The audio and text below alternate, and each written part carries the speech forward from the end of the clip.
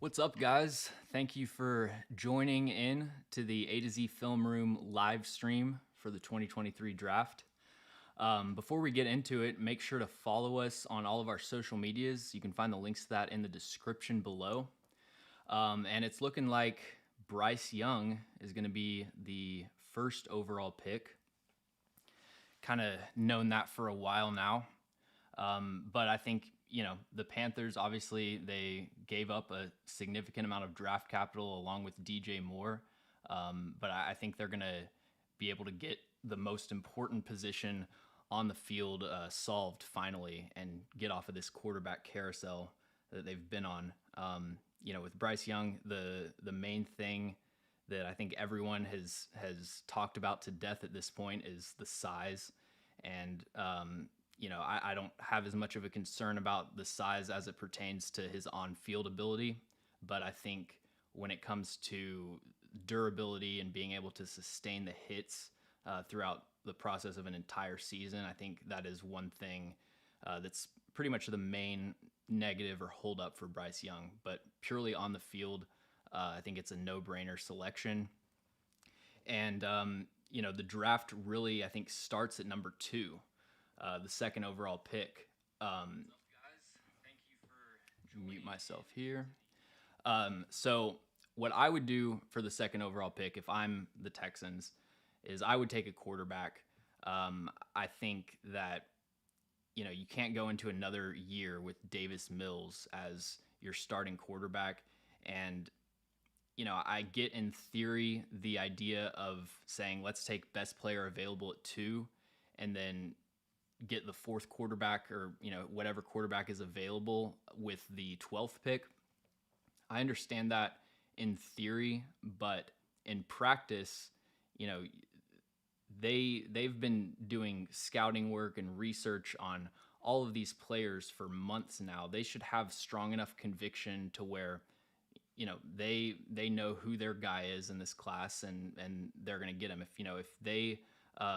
If they think that Anthony Richardson or CJ Stroud can be a franchise quarterback for them, then they probably wouldn't want to let 10 other picks pass and risk that chance of another team grabbing the quarterback that they wanted. So for me, I would go with a quarterback at number 2. And as you can see we've got on the left side of the screen here, this is my best available players. I did make a last minute kind of bump to Anthony Richardson and just, 7.3, 7.28, pretty much identical grades. But I do think that I would go with Anthony Richardson if I was in their position. They've got 2 bookend tackles. Titus Howard is an underrated right tackle. And then obviously Laramie Tunzel. They need to improve their weapons, but I think there's a solid kind of framework for a quarterback like Anthony Richardson to come in and have success early. And I think for me, I would want to bet on the high end with Anthony Richardson, because from a GM's perspective, if you hit on Anthony Richardson, you have pretty much unlimited job security. Like if Anthony Richardson is a hit, then you're going to be an NFL GM for the next 10 years, because unless you just royally screw it up, having a quarterback of that caliber is pretty valuable. And I think with CJ Stroud, he's accurate. I think that he's a better decision maker than his reported S2 score would indicate. But I think he can be a solid guy that operates an offense. Like my comp for him is Jared Goff. And I think that's really, when we look at historical quarterbacks, that's the best comp that I can think of for him. And we've seen the limits of a quarterback of that caliber. If you have everything around them perfect and you've got a great supporting cast, you can make like a conference championship run. But if I'm taking a quarterback in the top 5, I want a little bit higher ceiling than that. I want someone who's going to be able to have success no matter what the status of the roster is. You're going to have years just throughout a 10-year window of a team. It's going to be up and down in terms of the quality of your roster. You're going to have to pay guys Players are going to leave in free agency. You might hit on a few picks in one draft class and then kind of have a dry spell for a couple draft classes. So having that quarterback that is a bona fide top 8, top 6 type of guy that you can really lean on is where I would be trying to go with them. Let me know what y'all think about the second overall pick. What do you guys think the Texans should do at number 2? And while I'm waiting for those answers to come in, there's also a lot of, I don't know about reporting. I guess it would be reporting that the Titans are looking to move up to number 3 and trade up with the Cardinals, and I assume that they're looking to get their quarterback of the future. I think that's a risky move, but I don't blame Rand Carthon for as a first year GM wanting to come in and get his guy that he can develop and kind of build his roster the way that he wants to see it.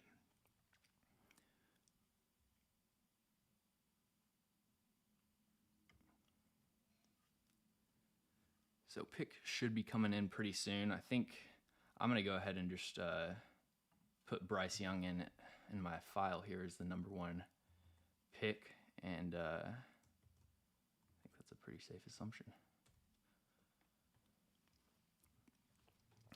But for the Titans, moving up to 3, I think they have so many holes on their roster, and so that's why I'm naturally kind of hesitant to trade away a future first-round pick, because the way that I look at their offensive roster, I'm thinking this is going to be a team that's picking in the top 10 next year. I think that's pretty safe to say.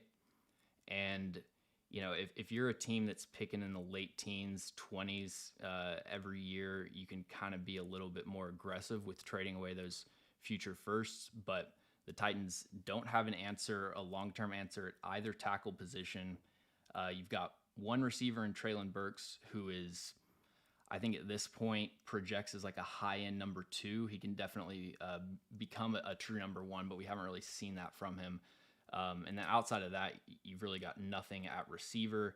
You've got a move tight end in Chigakonkwo that can be an explosive player, but they still need a true Y. And then they've really got nothing going on the interior. They need a center. They need both guards. You could put Aaron Brewer in at one guard spot, but he's not really a long-term answer. And so when I look at how many holes they have, and that's just talking about the offense, they're going to need a lot of high draft capital over these next couple years to replenish this roster. And if you trade up and you hit on the quarterback, then ultimately it doesn't matter. It does, the rest of the roster doesn't matter as much, because number 1 most important thing is to get that quarterback figured out. But I think that all of these quarterbacks have a pretty high bust factor. Anthony Richardson, obviously, very limited experience, only 1 season of film that we can go off of, and had not very impressive statistics, and I think definitely an inaccurate quarterback at this point. Has a lot of things that needs to clean up with footwork. So there's the risk with Anthony Richardson. With CJ Stroud, I really do worry about what he looks like when the play breaks down and when everything isn't perfectly clean and that first read isn't always open.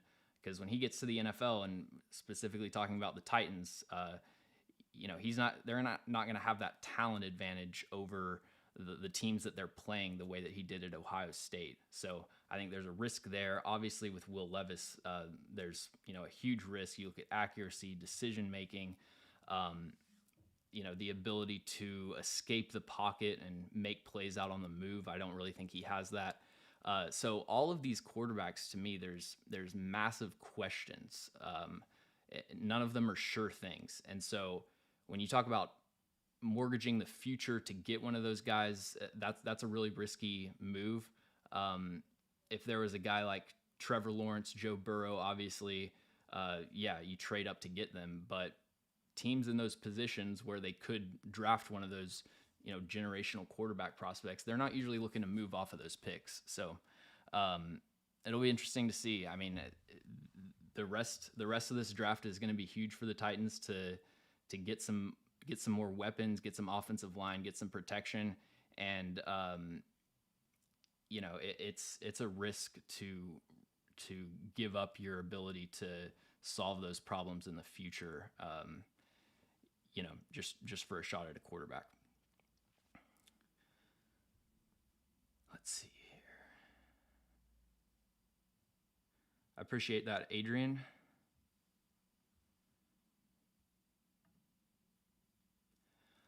And then, so when we look at let's say that let's say the Titans trade up to 3, take their quarterback.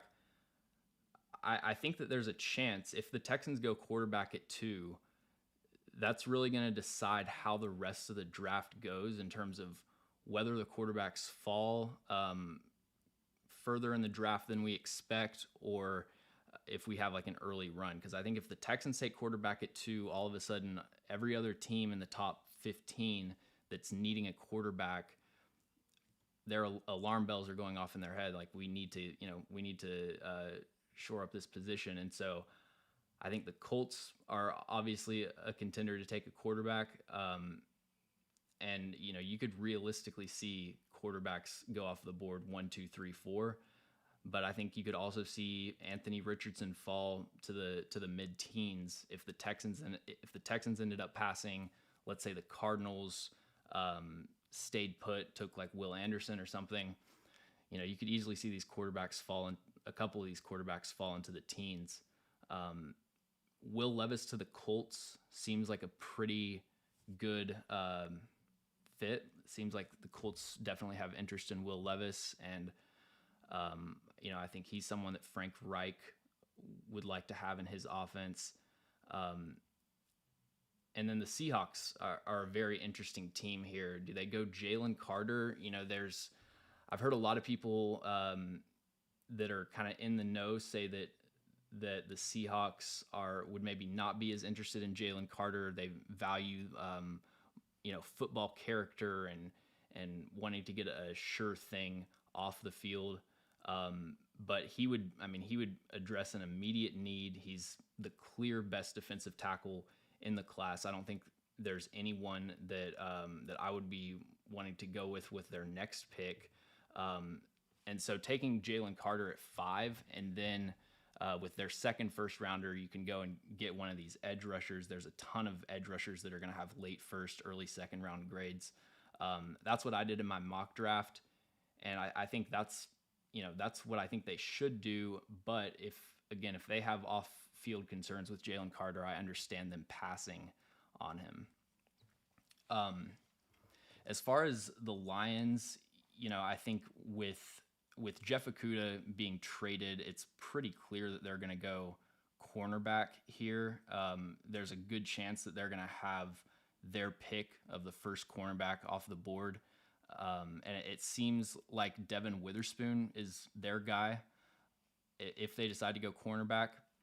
I have Christian Gonzalez with a slightly higher grade than Devin Witherspoon. You can see on my board there, 716 for Christian Gonzalez, 708 for Devin Witherspoon. Razor thin margin.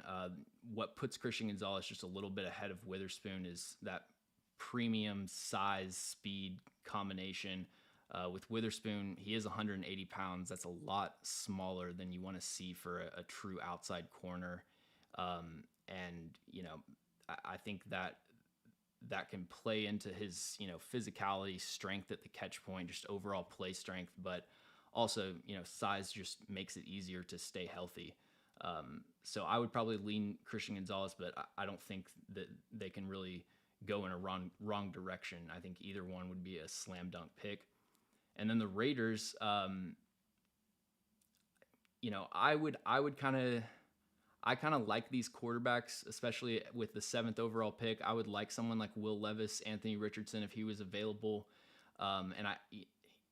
Jimmy Garoppolo obviously isn't the long-term answer, but I do understand from the Raiders' perspective, they got Devontae Adams for probably a couple more years of his prime. They've got Jimmy Garoppolo, who despite his limitations, has proven that he can lead a successful offense. And so if they wanted to go with a pick that might have more of an immediate benefit, I think taking that second cornerback that Detroit doesn't take, that definitely makes sense for them. And then with all of that, you got Tyree Wilson, who I have as my 10th overall player, but it seems like he's a pretty consensus top 3, top 4 grade on these NFL teams' boards. And so I think if Tyree Wilson could be an option at 5, but if he started to fall, that would be he would be a good candidate for a team in the low teens to try to trade up for him.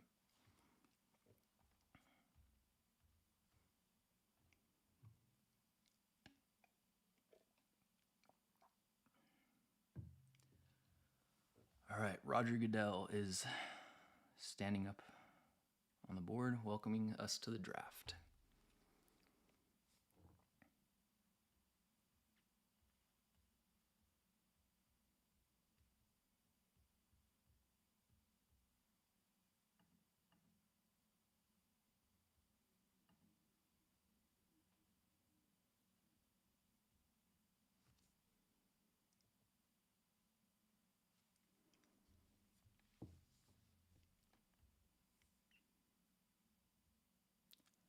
All right, so 52% of people have Will Anderson Jr. as the best prospect in this class.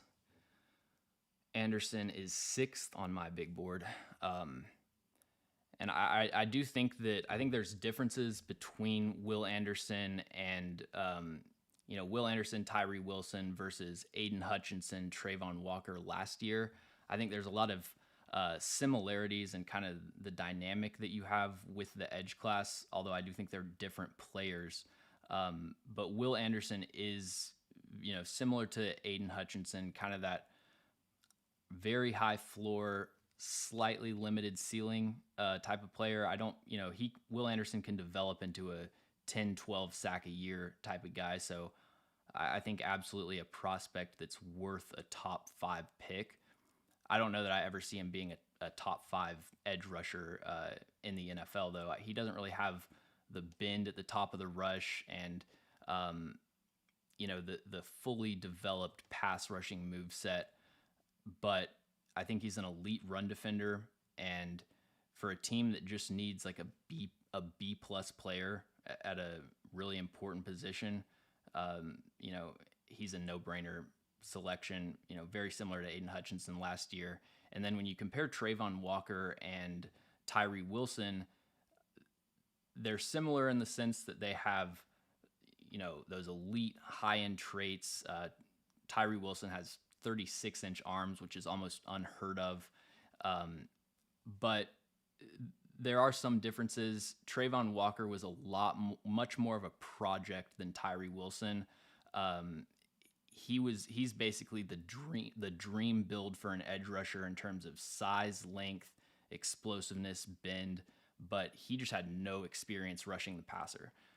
Georgia's defense pretty much just had him, defend the run, set the edge, playing like a 4-eye, and he had very few opportunities to pin his ears back and actually get to the quarterback, which isn't his fault, but from the perspective of evaluating these players, he doesn't have any really pass rushing moves at his disposal when he gets to the NFL. And so it's going to be kind of a project building him from the ground up. Tyree Wilson is a little bit rough around the edges, but I think that he can come into a scheme, especially that runs a lot of stunts and twists, and be immediately productive. And he has some absolutely dominant reps on his tape. I would say more so than Trayvon Walker did last year. So when you compare the edge classes, I think there is a lot of similarities there, but just individually as players, they are slightly different prospects.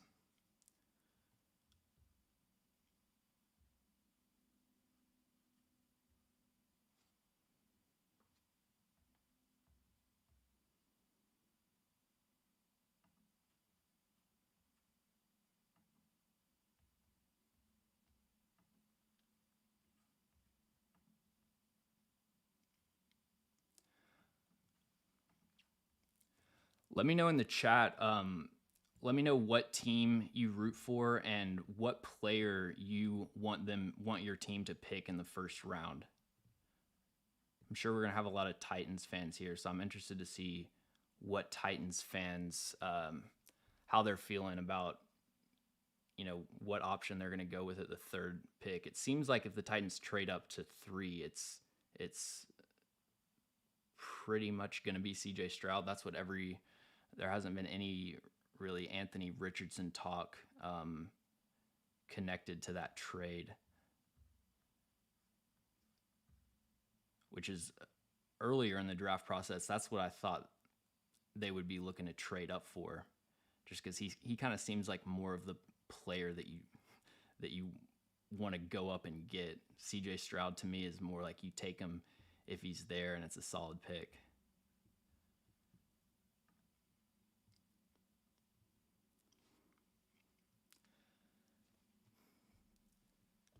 Pip Tyson says Titans JSN, Hunter Morgan, Titans Paris Johnson Jr., but he'll probably be gone.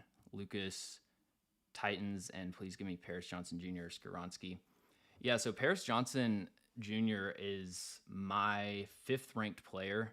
I feel like I've been higher on him throughout the entire process. I think a lot of his negatives, like he does have weaknesses as a prospect, but I think they are kind of overblown. I think people are overestimating the extent to which they occur on tape, like him getting beat inside, him losing to power. That really happens a handful of times, 4 or 5 times that I found going through every single one of Paris Johnson's games. But yeah, he reminds me a lot of Andrew Thomas from a few years ago, who's an all-pro caliber player for the Giants now. And it seems like there's some buzz about him going a little bit earlier. I've heard people talk about him at 3 if the Cardinals were to stay put and pick there. As far as JSN, I think JSN is just like a classic, double. Like he's probably never going to be a top 10 receiver, but you're getting a guy that's going to give you consistent 1,000-yard seasons within that range, just a chain mover, solid option over the middle of the field. It's interesting. I've seen a lot of Justin Jefferson comparisons for JSN, a lot of like CeeDee Lamb, these really high-end dynamic receivers that played a lot in the slot in college, and then a lot of people saying like, well, Justin Jefferson played in the slot in college, and then now he's a dominant outside receiver. Why can't JSN be that? And they're just completely different players. If you watch Justin Jefferson in college, first of all, he played a lot on the outside, even though he was primarily a slot receiver. There was plenty of tape of him, winning vertically on the outside. And I just feel like it was obvious from Justin Jefferson's tape that he had the skill set and the athletic traits to be this dynamic downfield route runner. With JSN, I think that he could play on the outside, but he's going to be by far at his best in the slot. Getting 6-7 yards upfield, make a quick cut, 8-yard gain. I want him running out routes, slants, quick end breakers. And I think he could beat press, but I just don't know that he has the vertical speed to really, threaten cornerbacks downfield on like a corner route or something like that. And then, I also think that his ball skills are good as far, he didn't drop a whole lot of passes or anything, but he's not the strongest at the catch point. And so, yeah, I don't know that would be the best role for him. I see them as kind of different players.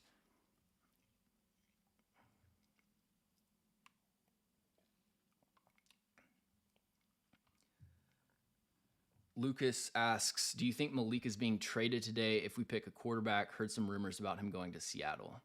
I think if Malik is a part of a trade package, it's going to be like just a throw in kind of icing on the cake sort of thing. I don't know that there's a whole lot of teams that value Malik Willis enough to where he would be the, centerpiece of a trade. We look back to last year's class, he fell to the third round. So the assumption from that is that teams, most teams didn't really have more than a late second, third round grade at best on Malik Willis. So there wasn't a ton of love for him around the league, heading into last year that would make him, a huge trade asset. And then, you look at what he did on the field last year. He was one of the worst quarterbacks, objectively to play last year.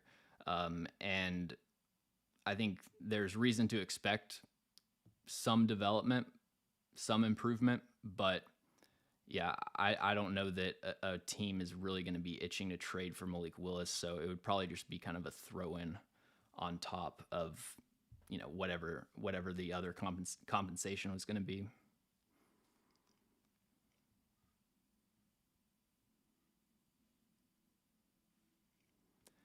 All right, the Panthers pick is in.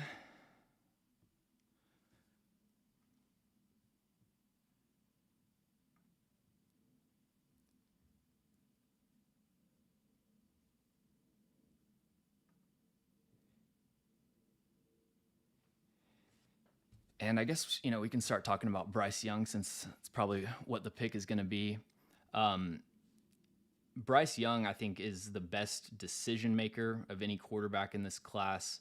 You look at some of the stuff that guys like Daniel Jeremiah have reported about his preparation process and the fact that, the coaches would give him the entire game plan the night after the game on Saturday, and then on Sunday he would learn the entire game plan and then come back to the facility on Monday with all of these different suggestions of like, we need to do this against this certain coverage, protections, all that kind of stuff. And having a player that's just so invested in the film study and the off field type of thing, and just announced that Bryce Young is the pick for the Panthers.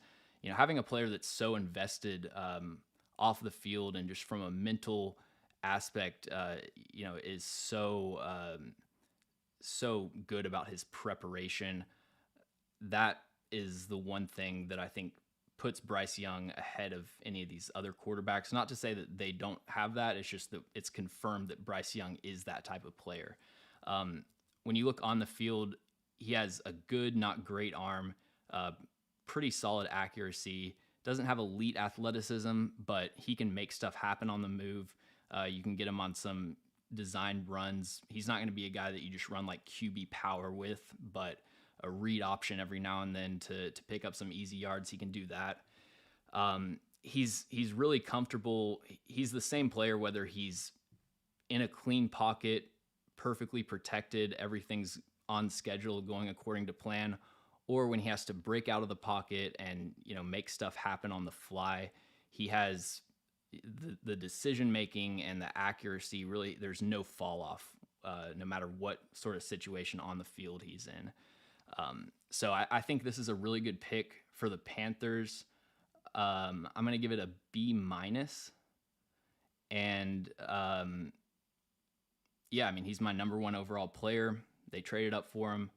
And I think that as long as he can stay healthy, which is a big if, I think that, on the field, this is a pretty solid selection.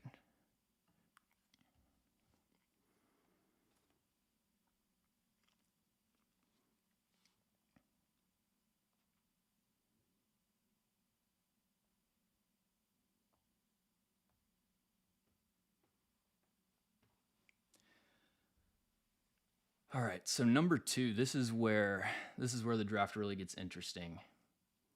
My guess for the number 2 pick,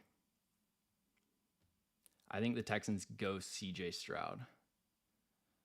I think the way too early mock drafts from a year ago, um, I think they got the first 2 picks right. I think it's going to be CJ Stroud to the Texans.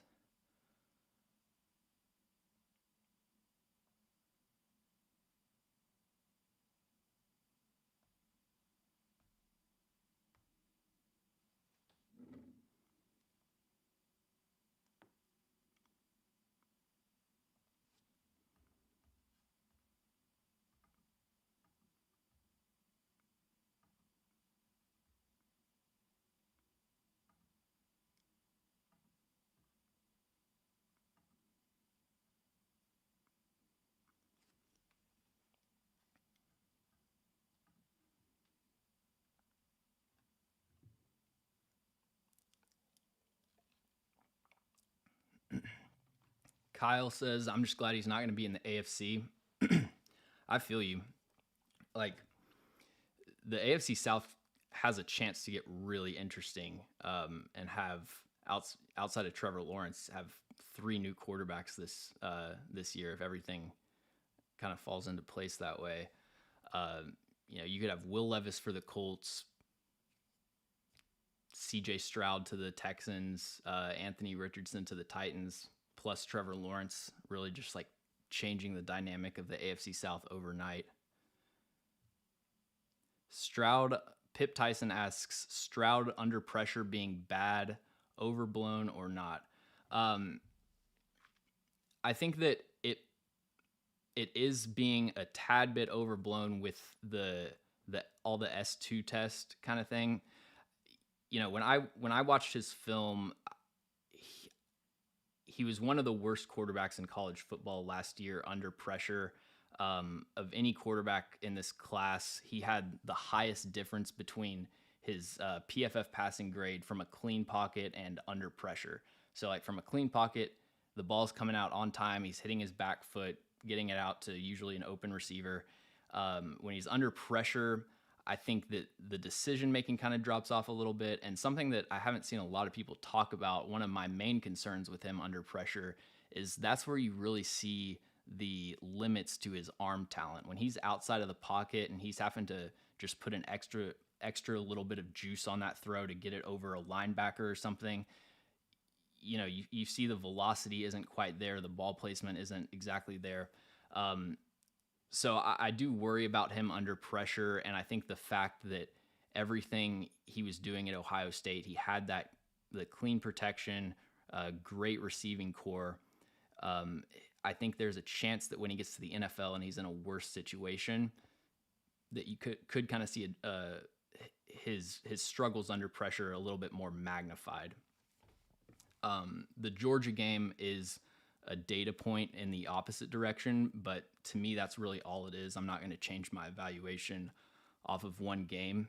And I think the S2 test, I don't know that he's as bad under pressure as that score would indicate, but it is a little bit of confirmation of what you see on film, especially comparing him to someone like Bryce Young, who had, by all reports, a great score. And the Texans, I don't know what we're going to do as far as, spoils. I think I am a little bit behind, but looks like the Texans are going to select CJ Stroud at number 2. Personally, I am happy about that because as a Titans fan, I didn't want them to take CJ Stroud. I didn't want them to trade up to 3 and take CJ Stroud. So I'm kind of relieved. I think that CJ Stroud, I think this is a great fit, a much better fit for CJ Stroud than the Titans would be. He, like I've said, he's at his best when he's in a clean pocket, when he isn't under pressure, when he's, being able to make those decisions without defenders flying in his face. And the Texans have a good, not great offensive line, but they have good offensive tackles at least, which is the most difficult part to figure out of the O-line. And, they fix up some stuff on the interior. I think they could have a pretty good surrounding core for CJ Stroud in place. With 12, I think 12 is very likely to be receiver to get him another weapon. Their receiving core is pretty weak right now, especially with Brandon Cooks out. So CJ Stroud, 4th overall player. Texans take him at number 2.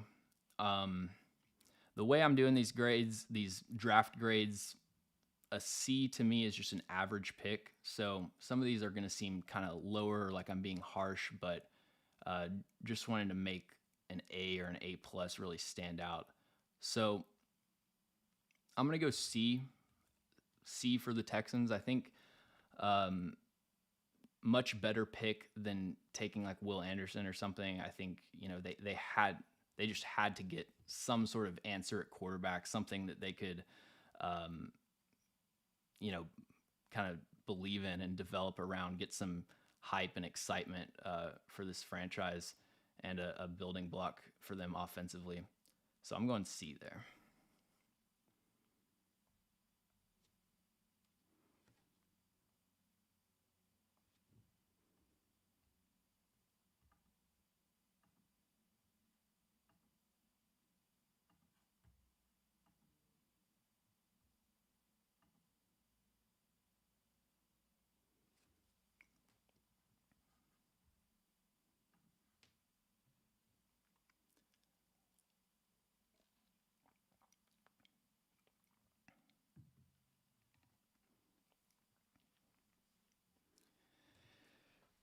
All right, so the Cardinals are picking at 3, and pretty much every indication since the draft process started in January is that the Cardinals ideally do not want to draft a player with this pick, which I think is smart because you look at their roster, it's pretty barren outside of a few positions.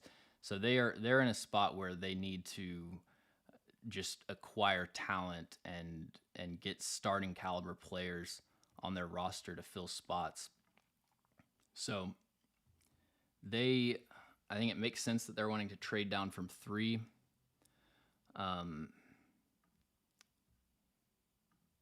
Acquire more draft capital, and now we just wait to see if they stick and pick or trade. If the Titans decide to trade up here, though, and take Anthony Richardson, I would be a huge fan of that. That would be very exciting.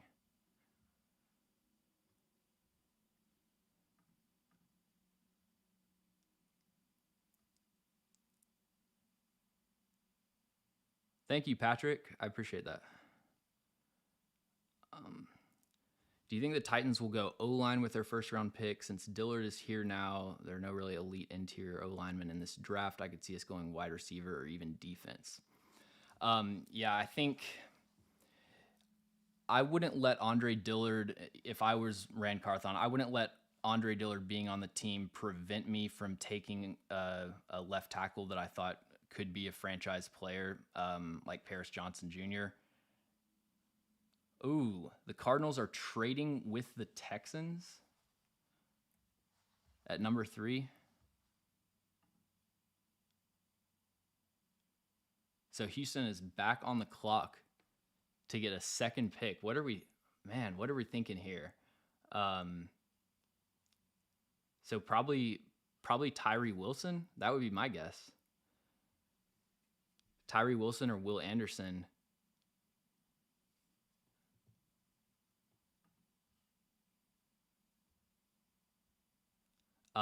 Sorry to continue my answer, Lucas. I don't think Andre Dillard would prevent me from taking an elite tackle, but he does give you that security where you don't have to take a tackle. You don't have to reach on a player that's not worth it. So that's why I think that was a good signing.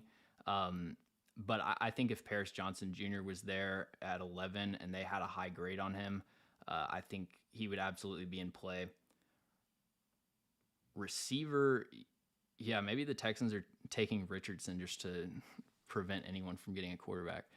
As far as receiver, I don't really think that there's a whole lot of high-end receiver talent that's that I love taking with the third or 11th overall pick, but like I've said, JSN would be a really solid option. Just kind of like hitting a double.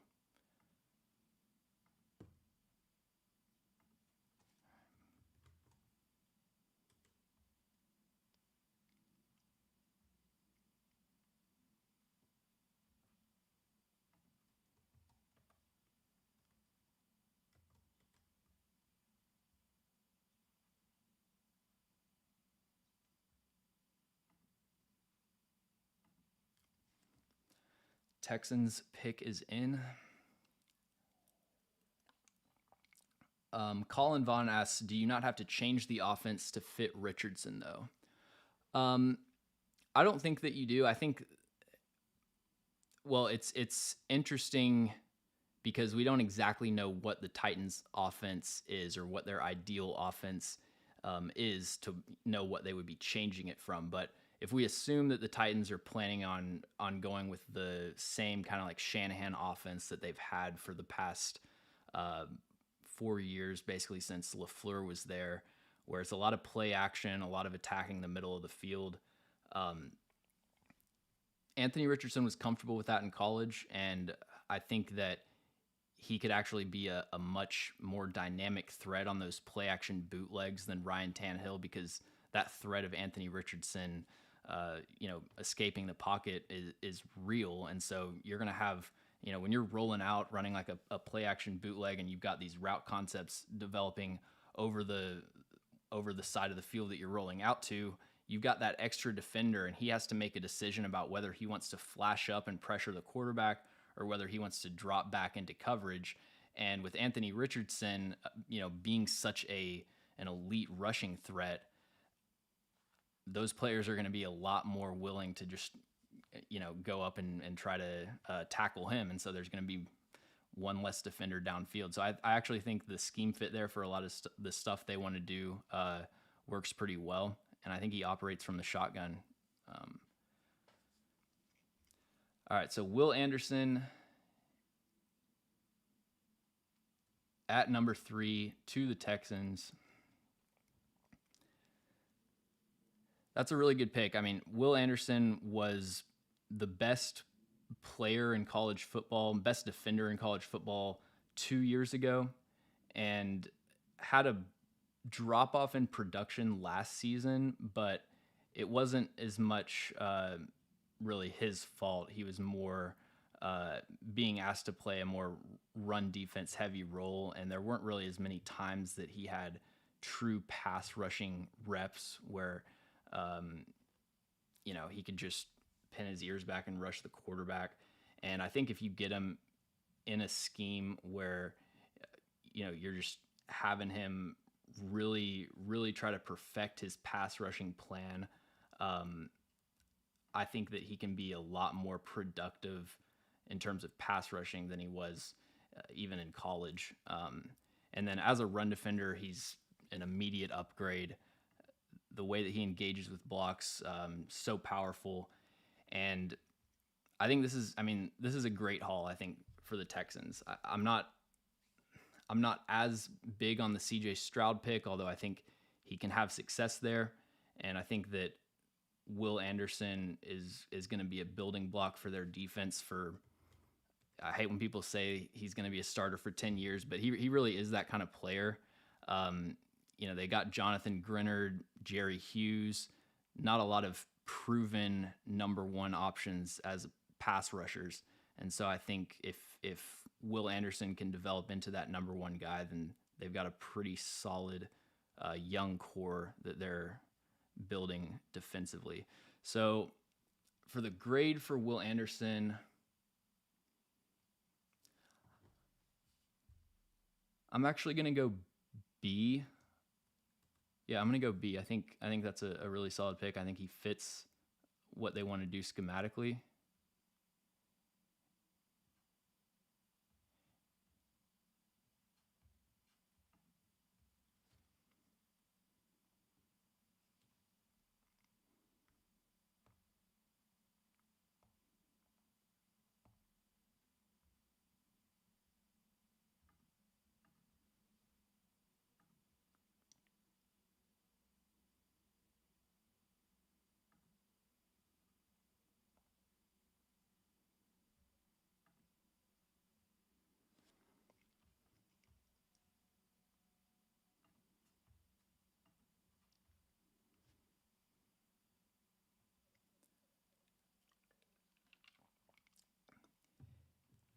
Yeah, I'm watching on YouTube TV, so I love YouTube TV, but there are some. It's usually like 20 seconds behind. I just don't believe in Richardson as a drop back passer. Him reading a defense was his downfall at UF to win a Super Bowl. I don't know. I think he was pretty good reading defenses, um, able to make quick decisions, and I think his pocket presence will allow him to. The fact that he doesn't have this built-in tendency to where he gets pressured and he just escapes the pocket, the fact that he's already comfortable and already has the skills to step up and manipulate the pocket, I think that's going to help him with his development. But he is. I don't want to call him a project. It's more just that he's inexperienced, and so when you have someone that's played a very limited amount of snaps, not only is that a smaller sample size for us to evaluate, but it's just CJ Stroud and Bryce Young have had 2 years of film of about similar caliber of elite level high end quarterback play. Anthony Richardson had 1 year where he flashed, so he's at an earlier point in his development arc than these other players, and you're betting that arrow is going to keep pointing up and that you can capitalize on him, kind of putting everything together. Colts pick is in.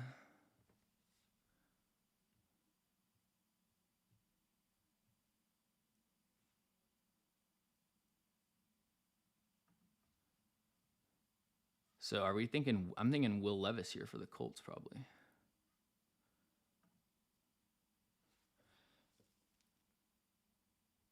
Ooh, Colts take Anthony Richardson.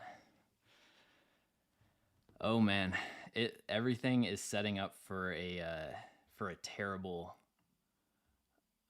time for Titans fans. At least Titans fans that don't like Will Levis, because he might be sitting there at 11 or sitting there at like 7, and they trade up for him. God, people are gonna hate that. So for the Colts, Anthony Richardson, I think this is a great pick.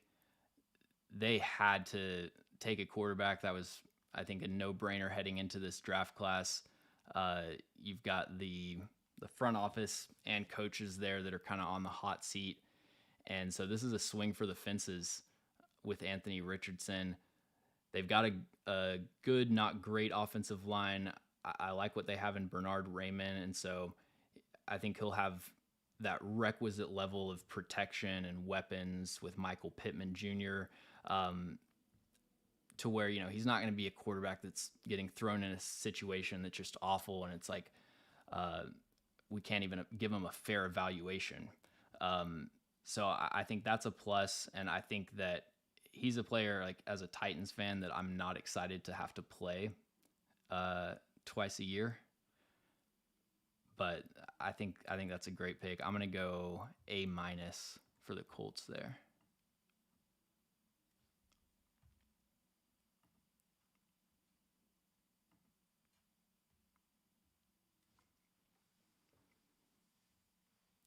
You're a Florida State fan. I got you.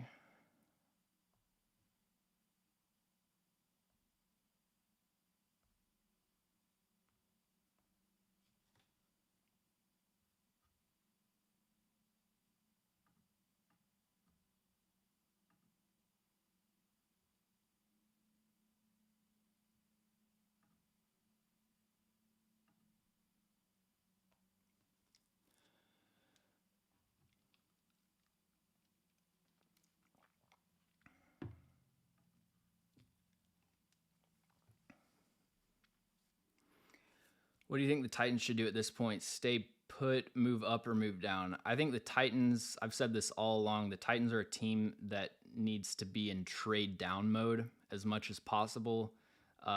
Just acquire as many swings at the bat, dart throws, whatever terminology you want to use, as possible, and just try to restock this roster. I don't think there's a lot of urgency to, like, we've got to take a quarterback this draft, and I get that, but I don't know that next season is going to be the year that the Titans are really, meaningfully competitive. They might be competitive in the sense that they can sneak into the playoffs, but this isn't a Super Bowl team, and so I don't think the clock is necessarily ticking to where they'd have to get a young quarterback to build around.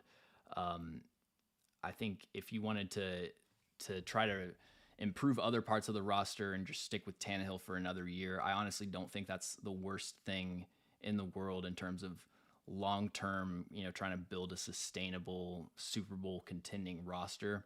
So I think you stay put. This is what I would do. I would stay put if Paris Johnson Jr. was available. I would take him at 11 because he's the one player that I feel the most confident about being a high caliber left tackle. And I know there's some fatigue as far as drafting, with Titans fans, as far as drafting tackles high, because they haven't had much recent success, but ultimately, like, you still have to take them until you hit. So I would go Paris Johnson Jr. If he wasn't there, I would definitely look to trade down. But I'm not trading up if I'm the Titans. I mean, Will Levis I like, but I don't like him enough to trade up from 11.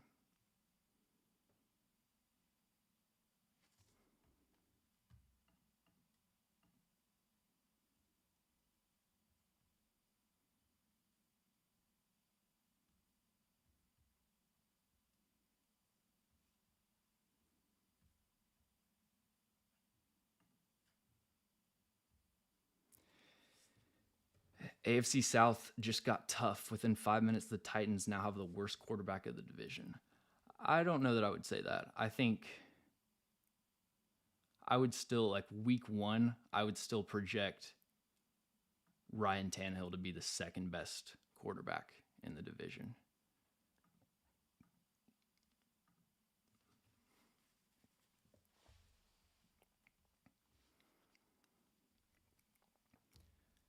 So for the Seahawks, everything is kind of setting up perfectly for them to take Jalen Carter. I think that would be a good move. They don't need tackle. They hit on both of their tackles last year's draft.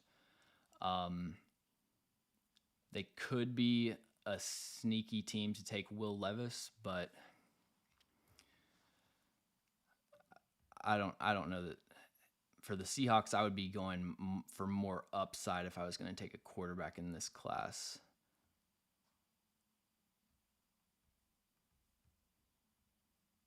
So Jalen Carter would be my guess for the Seahawks.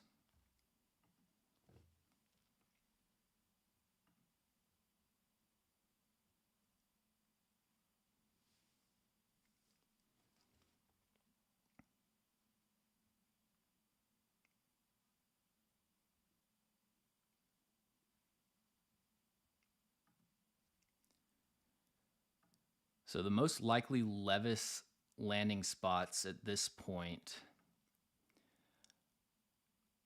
we've got, let's see, the Raiders maybe. I mean, honestly, I don't think the Seahawks are going to take him. They'll probably take Tyree Wilson or Jalen Carter. The Lions probably not going to take him, although there's an outside chance. Same deal with the Raiders. I just think the need at cornerback is so pressing that I think they would go Gonzalez over Levis. So yeah, I mean the Titans at 11, honestly, is the most likely landing spot for Levis outside of a trade up. I know the Patriots have been kind of linked to maybe wanting to move off of Mac Jones. So there's a chance they might want to jump some teams. You got the Commanders at 16, Sam Howell, 5th-round pick. I liked Sam Howell better than a 5th-round pick last year, but I don't know that a coach like Ron Rivera, who's so clearly on the hot seat, he might want to go with a quarterback to try to just like out of self-preservation to try to extend his job window.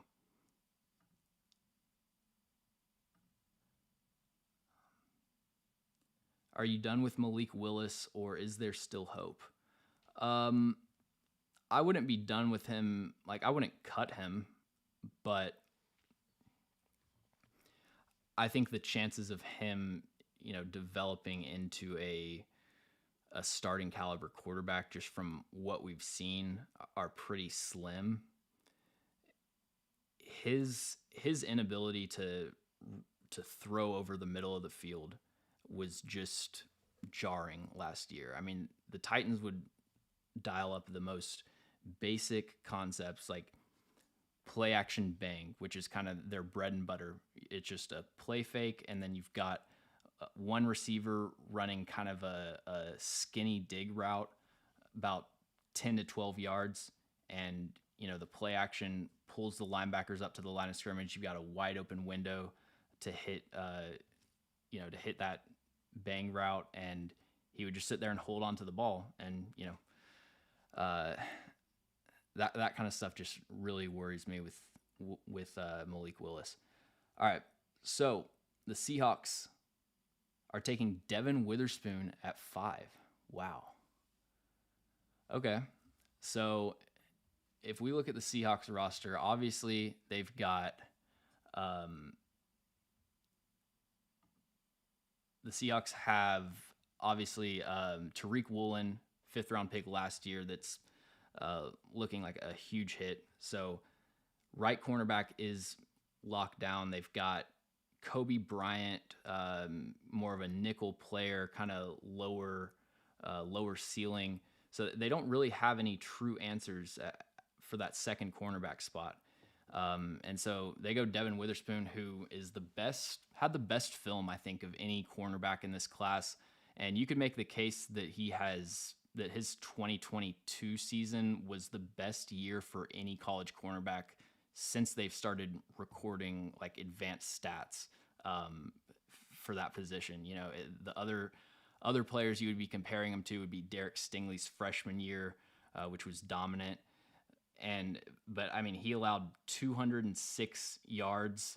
40 of those yards came on a play where they were substituting and he wasn't even lined up. So he pretty much never got beat. But then he also had the highest PFF grade of any college cornerback. A ton of ball production last season. He had, 14 pass breakups, 3 interceptions. His ability to accelerate from off coverage is unlike anyone in this class, really outside of his teammate, Quan Martin. He can play press. He's got some dominant press coverage reps. He can play zone, off. He can play in the slot, outside. So he's a cornerback that can really do it all. And I think this is a good pick. They were clearly, I think Jalen Carter is a better prospect purely on the field, but Devin Witherspoon was one of the first players I watched. Immediately gave him a 1st-round grade. So I'm gonna go B- for that pick.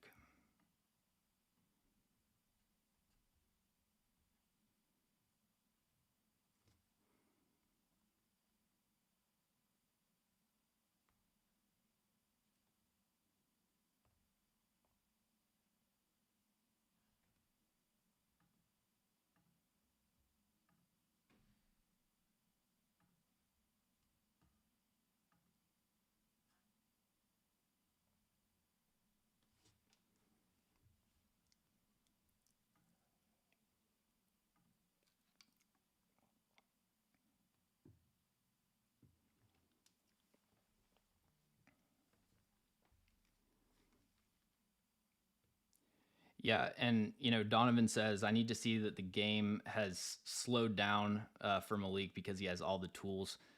And the thing that we all have to keep in mind is that players do get better. This is their full-time job to improve, and so with another year off season, and developing, getting more comfortable with the offense, I think that there is the chance that he improves. I think he absolutely has the talent to where I wouldn't be giving up on Malik Willis.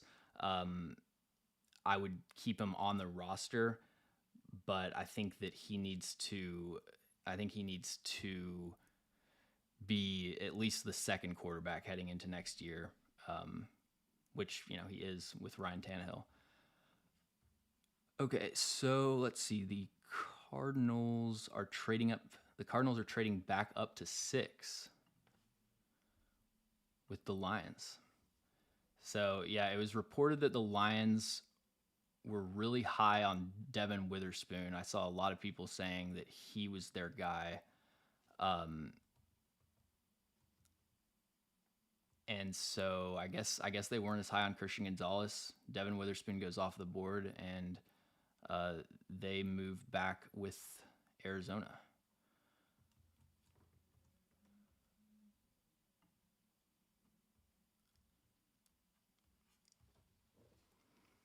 So the Cardinals right here, I think,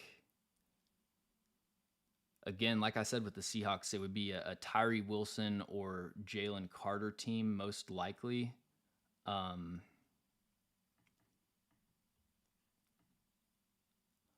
Although I did see some people saying that Paris Johnson could be in play for the Cardinals.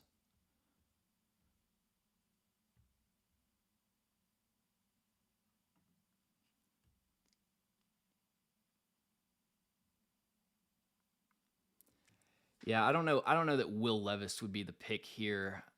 I think that there's reasons to not have full confidence in Kyler Murray, but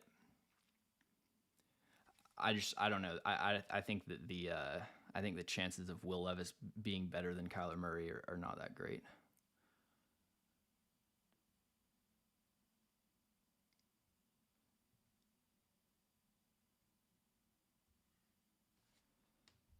Six and 12 for 34. Wait. Oh, 6 for 12 and 34. Okay. 6. Let's plug that into the trade value calculator.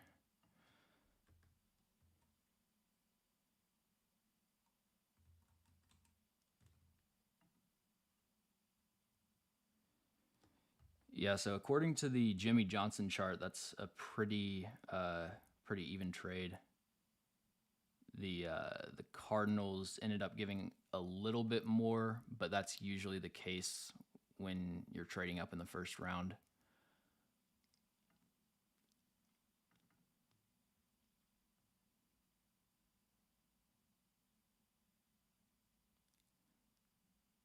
So the Cardinals got the Texans 2024 first round pick, and essentially just to move down 3 spots. So that the Cardinals have done a great job, I think, of maneuvering their position here.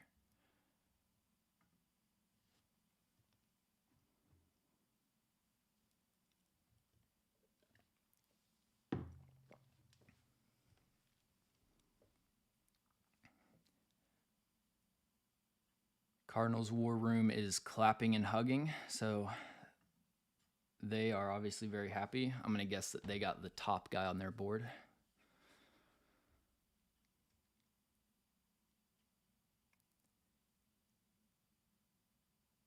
Have there been any sob stories in the draft coverage yet? I'm watching it without the sound, so I haven't been as tuned in, but it seems like they've kind of chilled out on like everybody, got to talk about everyone's dead family members.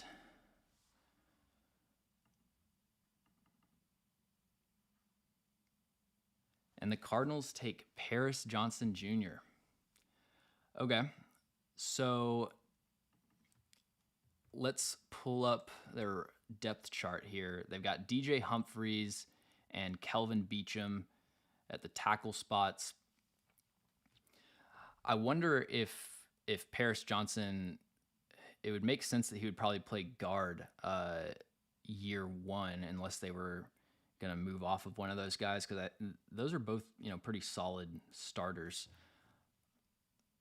But they've got Josh Jones, Will Hernandez at guard, and Paris Johnson Jr. has experience playing guard.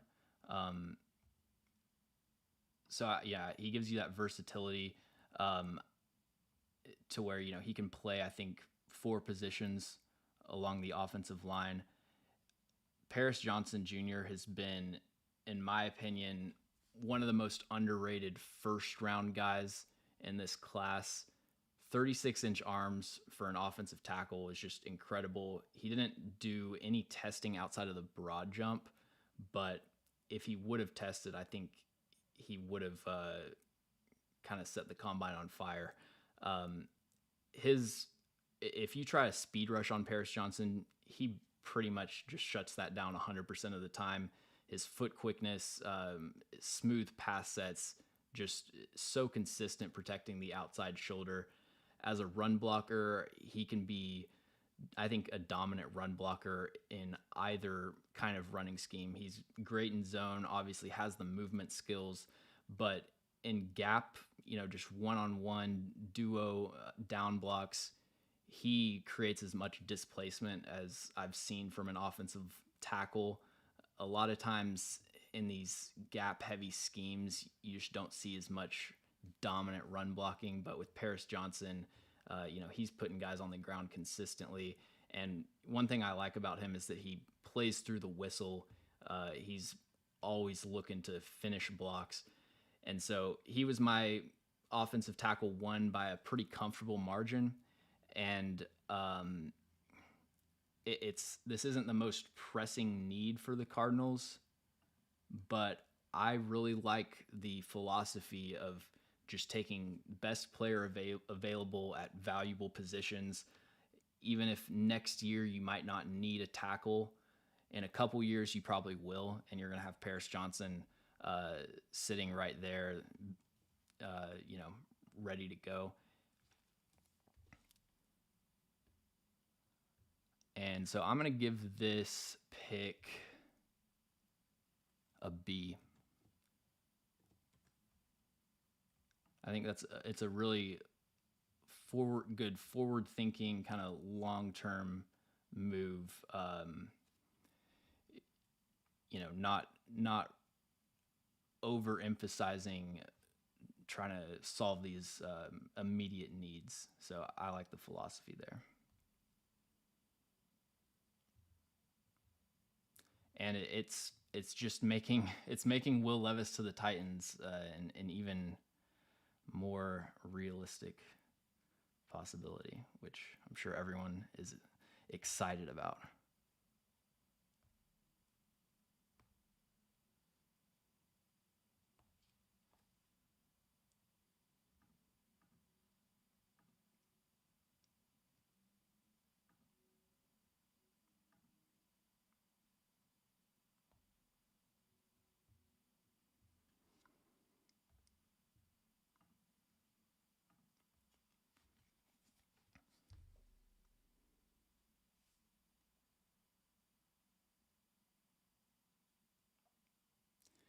Kyle says Levis's 21 season was actually good. I wouldn't be mad at that if he's our pick. I'm with you. I mean, I like Will Levis a lot more than pretty much all of the Titans fans seem to. He's comfortably quarterback 4 to me. I think all 3 were better prospects, but I think that he's gotten a lot of unfair hate throughout this entire process. A lot of people, I think, have not watched the 21 tape. He's a player where I think you just have to watch his 2021 tape to get a complete evaluation. Looks like a completely different player.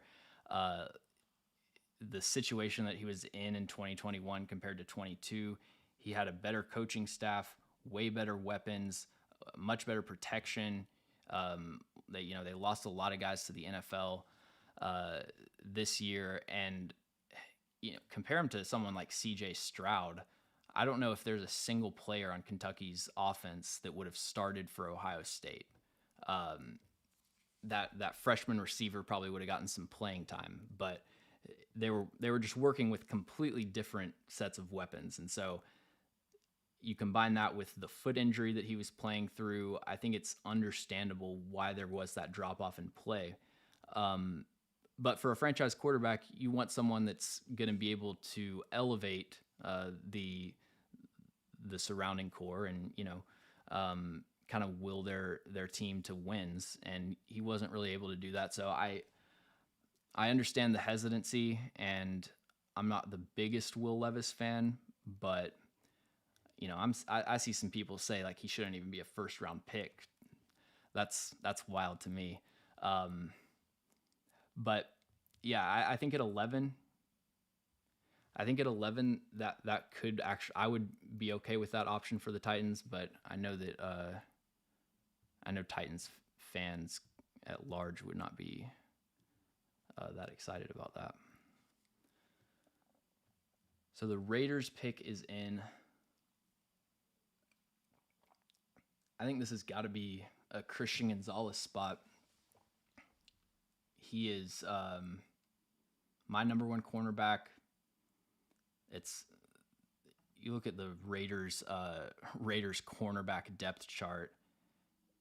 It's pretty bleak. Duke Shelley, David Long Jr., Brandon Faison, Amik Robertson, who's more of a slot guy. They got Nate Hobbs in the slot, who's good, but they desperately need an outside corner. So I feel pretty comfortable that they're going to go Gonzalez here. Oh, no. Raiders are taking Tyree Wilson, pairing him with Max Crosby. Okay. So this is clearly, another example of a team, I think, going with just best player available over need, although edge rusher is a need, not as big of a need as corner. I don't think Tyree Wilson is a better player than Christian Gonzalez. And I think when you look at the Raiders roster situation, I think Gonzalez really should have been the pick here. I do like the fit for Tyree Wilson as far as him going to a spot where he isn't going to be asked to be that number one pass rusher right away. If you watch his tape, there's a lot of flashes of physical dominance. A lot of his best plays came against tight ends. When you sort of limit it down to like plays against offensive tackles, he doesn't really have that many examples on tape of him just winning one-on-one with a pass rushing move.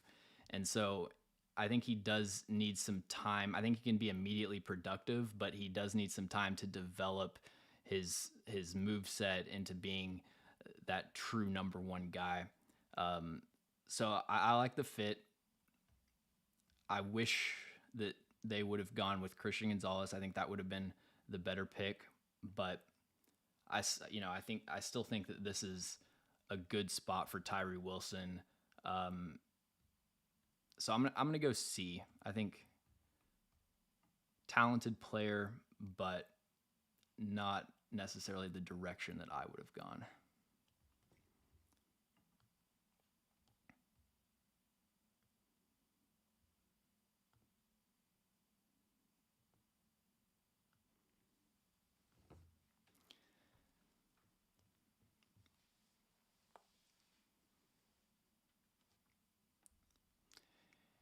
And with Gonzalez falling, I think Gonzalez to Philadelphia is probably looking like the most likely scenario. I know they've never taken a first round corner, but they're going to need some long-term answers to replace James Bradbury and Darius Slay whenever they end up moving on.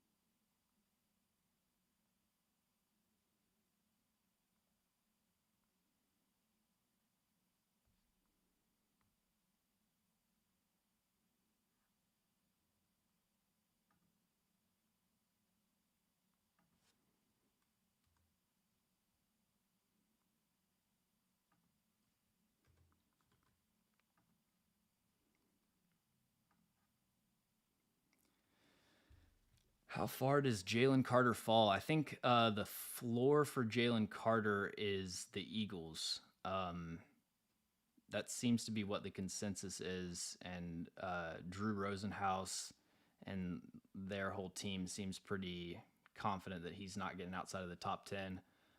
Didn't meet with anyone outside of the top 10, so yeah, I think if he's there for the Eagles, I think they're going to take him.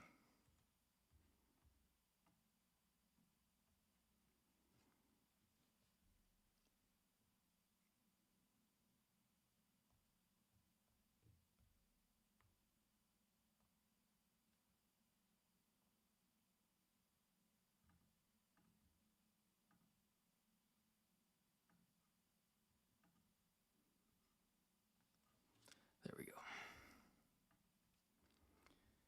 Pick is in for the Falcons. So Falcons, they could be potentially a Levis team. I'm not that big on Desmond Ridder, but obviously if they took him, they have some sort of confidence in him. So probably not going to go quarterback. Defensive line, they've got David Onyemata, Grady Jarrett. So I don't know that would be a Jalen Carter team. They do need another cornerback opposite of AJ Terrell. So I think that could definitely be an option. And the Falcons take Bijan Robinson. Okay. So Bijan Robinson, man, this is, running back in the top 10, Bijan Robinson is going to be the 11th highest paid running back right now, next season. And Robinson is, in my opinion, a generational running back prospect. And for me, when I say generational, I'm talking about a football generation. So I'm thinking like 8 years. The two generational running back prospects that I've watched have been Saquon Barkley, Bijan Robinson.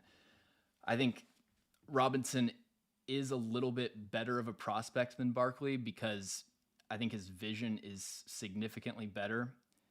His ability to see holes before they develop, stop his feet. The top speed is a little bit limited. He has good speed, but not elite blazing speed. There are times that he almost gets caught from behind, a couple times on tape where he got caught from behind, but that's nitpicking Bijan Robinson as a player. He has a full third down skill set. He can pass block. He can line up in the slot. There's a play of him, I think maybe against Oklahoma, a play where he's like out in the slot, just, cooks this corner on a post route. So yeah, he's a complete running back. Tyler Algier was good last year, and Bijan Robinson was my 12th ranked player. Falcons take him at 8. I'm going to go C-. Like, I do have to, I don't want to roast them too hard and be that stereotypical positional value type of guy, but I do think that running back in the top 10 is still too rich for me. And the Eagles have traded up, and they are now on the clock. So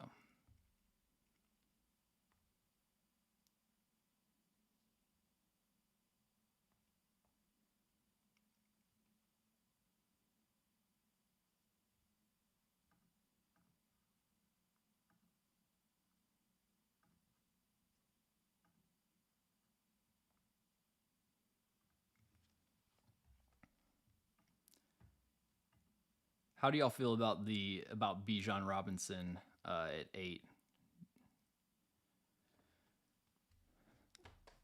Let me know what y'all think about that. Like, I think the most egregious, it's not about just taking a running back in the first round. I think you can absolutely take a running back like Bijan or even Jahmyr Gibbs, late first. And to me, the thing that I would never do is running back in the top 5. And I don't think that's ever going to happen unless the NFL changes, the way that the way, their rules and just the way that offense operates. But yeah, that is a little bit too rich, especially when you look at their other needs. It's not like they're a team like Philadelphia that has their whole roster set and they can afford to take a luxury pick like that. They could really use another corner. I think Jeff Okuda has the upside, but hasn't proven that he can be a starting caliber outside corner for an entire season. They needed pass rushing help, but with the run blocking that they have and with Arthur Smith's offensive scheme, Bijan Robinson has to be the runaway favorite for Rookie of the Year. I'm sure he probably was already, but yeah, being in the Falcons offense, that's going to be a cheat code. I'm excited to watch him for sure.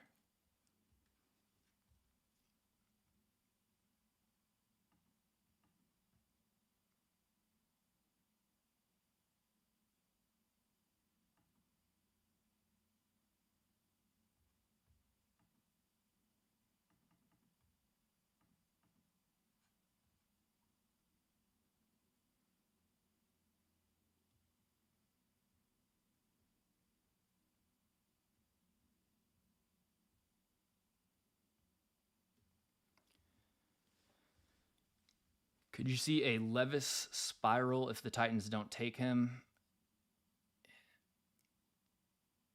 Maybe. I just don't see him getting past the Patriots, who have been rumored to be looking at a quarterback. I think the Packers are a sneaky team to take a quarterback, pretty much, doing the same thing that they did by taking Jordan Love when Aaron Rodgers was kind of reaching the end. I think that they're a team that has shown that they're interested in investing in the quarterback position, even if he's not going to start right away. The Commanders obviously are a team that could be looking for a quarterback. Lions, Buccaneers. Like, there's a lot of teams in the mid to late first round that might need quarterback. So it would surprise me if he fell out of the first round or something.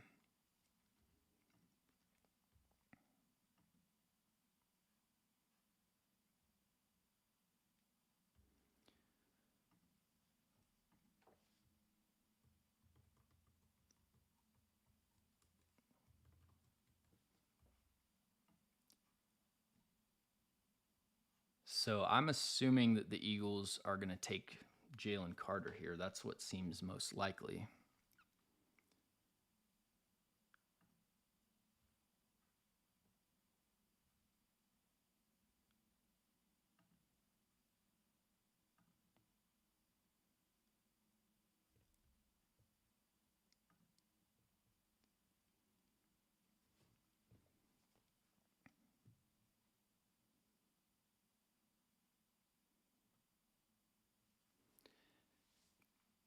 Titans drafting a fitness trainer that knows how to keep players healthy.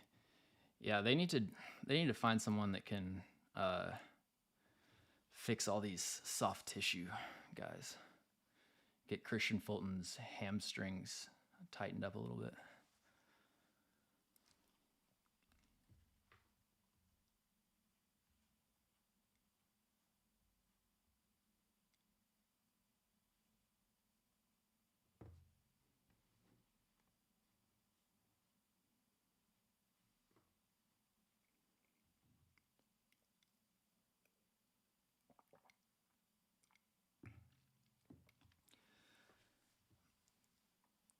Where would Jared Verse go if he was in this draft? It's hard to say. I didn't watch film on Jared Verse because he had announced that he was returning to school before I started getting into these prospects. But from seeing him on the broadcast and seeing some highlights, I think he probably would have been right under Tyree Wilson. He does seem a little stiff to me in terms of like speed rushes, but having a guy with that length and power, I just feel like his floor would be so low, or floor would be so high, excuse me, as someone that could be like a 40 pressure a year automatically kind of guy with a lot of upside to develop. So I viewed him similar to Tyree Wilson, like in that tier of edge rushers, but it'll be interesting to see next year. My opinion from watching broadcast and then when I watch film on someone, my opinion always changes so much. So I don't like to put too much stock in my just kind of off the cuff evaluations of these players. What do you think the Titans will do with the players that remain? I assume you mean like who do I think they're going to take? I think Will Levis. I mean, I think Will Levis would be the pick that I would guess because it's been reported that the Titans liked Will Levis for whatever that means. Christian Gonzalez, maybe they have a slight need at corner, but I think Will Levis would be the most likely scenario, and then probably Jackson Smith and Jigba. How do you feel about the 2024 quarterback draft prospects other than Caleb Williams?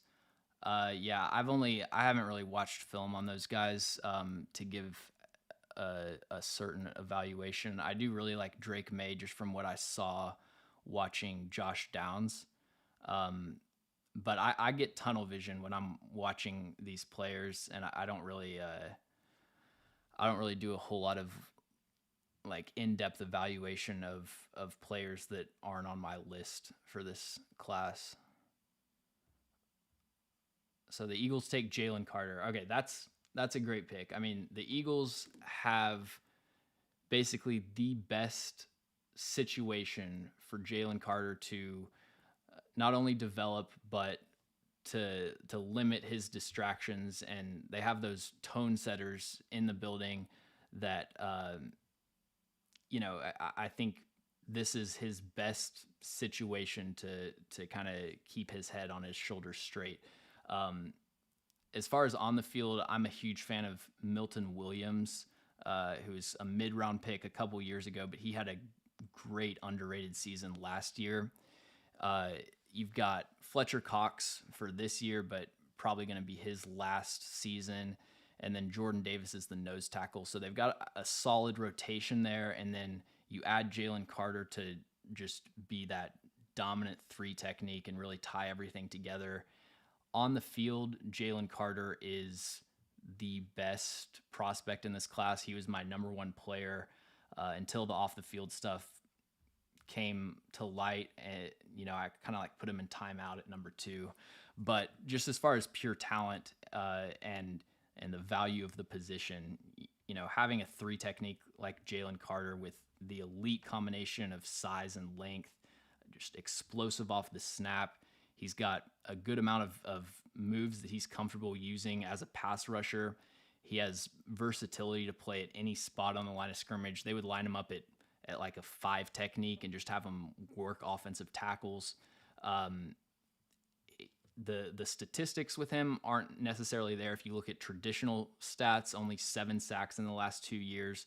But when you look at pass rush win rate, pressures, PFF grades, stuff like that, where it's not just purely results oriented, he has a couple years of really high caliber play. And so I think he's a safe pick. I think his natural talent gives him a really high floor, and whether he can reach his ceiling, is just going to be determined by his work ethic, how much, if he's a grinder or just someone that's going to get by with talent. But as far as the pick, I think this is an outstanding pick.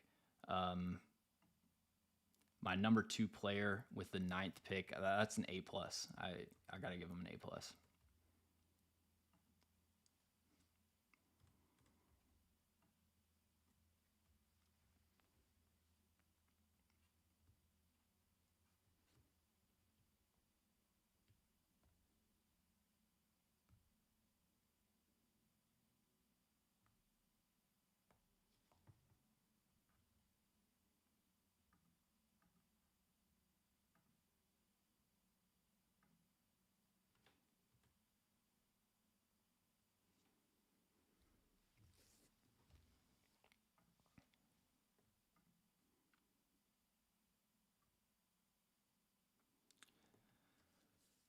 hoping the Titans can trade back and acquire 1 to 2 extra picks in this draft. Yeah, anytime I do a mock draft sim on like PFF or something for the Titans, it's always like they have just 1 or 2 fewer picks than I feel like they need to address all of their needs.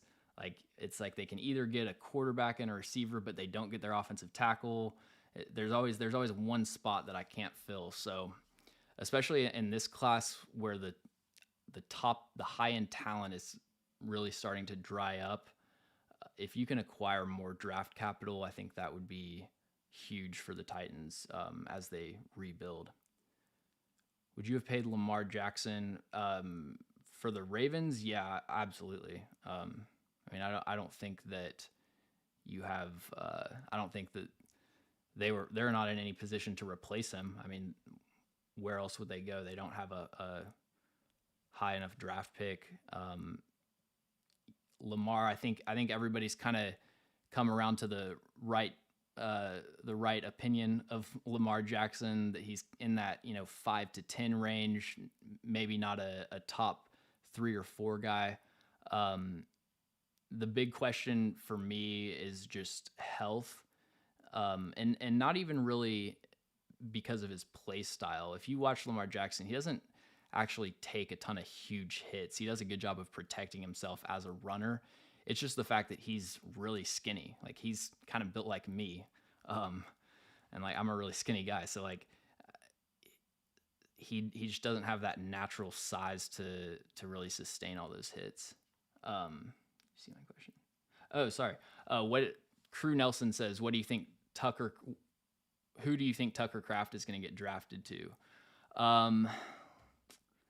So I think as far as where he's going to get drafted, my guess is probably the 3rd round. I think the Titans would be a great fit. I think the Bengals would be a great fit. So those are the 2 teams that I would be looking at.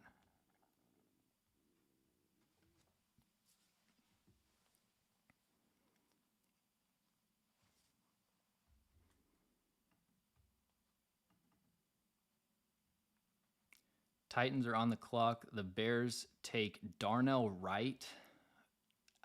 Man. So I really like Darnell Wright's tape. I think that you look at what he was able to do against the best competition. Everyone cites the Will Anderson performance, held him to 0 pressures. But what was most impressive about Darnell Wright on tape was, I thought, his game against B.J. Ojulari. Just locked him up. For someone that's 330 pounds, he has really impressive smooth pass sets, the slide quickness to be able to mirror speed rushes and then go back in the opposite direction and block up those inside counters. He's a player that I think relies on talent over technique at times. He can get away with some sloppy footwork. He can anchor bull rushes without really having a square base and all of that stuff. And I think he has room to improve his hand usage, but he's just dripping with natural talent. The main negative for Darnell Wright, in my opinion, is his run blocking is just not that great. Tennessee used him a lot as a puller, and he would just kind of sprint downfield and not really locate blocks, and not a lot of experience in a zone scheme, which the Bears run. But I think he has that versatility where he can play right tackle, which is his main position, but I also think he projects as a good guard. And pulling up the Bears O-line right now, I like that they didn't try to replace Braxton Jones. So I'm gonna go for Darnell Wright. I'm gonna go a C-. I think he's a good player, but I think that was a reach. The Titans pick is in.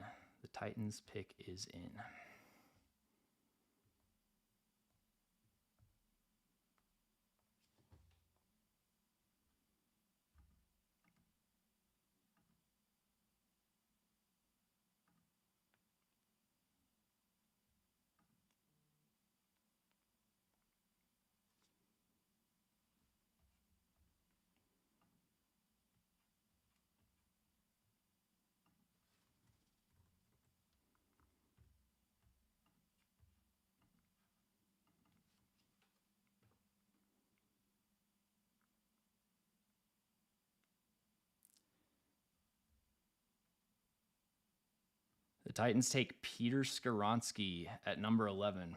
Okay. Um, so I think Peter Skoronsky is one of the highest ceiling or excuse me highest floor players in this class, kind of like the offensive line equivalent to Jackson Smith and Jigba. His hand usage is just so refined. uh, Stepped in for Rashawn Slater in the COVID year and was just immediately a high caliber left tackle. He plays with a great base, really good footwork. Doesn't necessarily have the best raw strength, but his technique and ankle flexion when he's dropping his anchor, he can he does a pretty good job of resisting power rushes. Really consistent inside hand placement. Does a great job as a run blocker of arriving at his aiming point under control, and he's able to generate some power as a run blocker. I think he's has that scheme versatility. Um, in terms of he can block wide zone. I think you can get him on the move as a puller. But he does have very, very short arms for an offensive tackle. I have him as a guard on my board, and even for a guard, he has 11th percentile arm length. He would have the shortest arms of any offensive tackle in the NFL right now. I think for that reason, I think that I view him as a guard, and I think that's probably where he ends up playing next year. The Titans don't have any, they have. I'm drawing a blank on the small guy's name. They have an option at center, but it's again with the positional value. Aaron Brewer at center. You got Daniel Brunskill at left guard, Dylan Radins. They need a guard. Skoronsky has some upside at tackle, but I do think that he is just purely taking positional value out of it. I think he is one of the best players in this class, and it's a position of need. So I'm going to go B minus for that pick for the Titans. Actually, I'm gonna go C plus.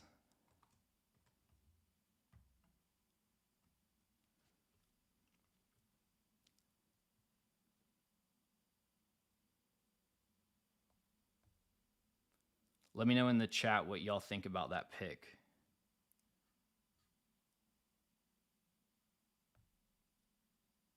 Would you have rather gone Levis or Skoronsky?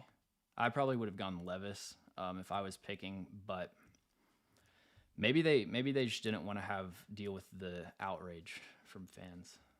I don't blame them.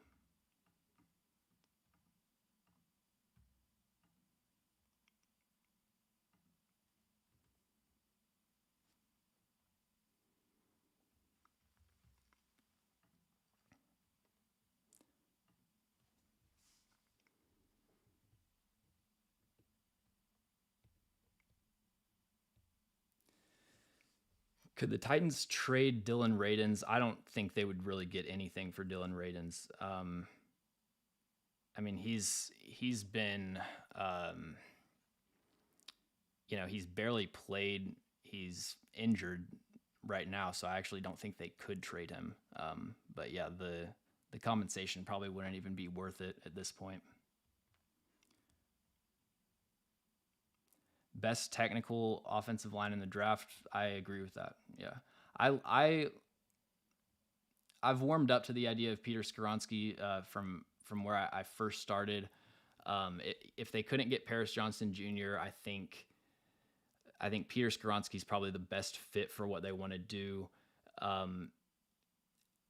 And I think I view him as a guard long term, but having a player, I mean, we've seen how often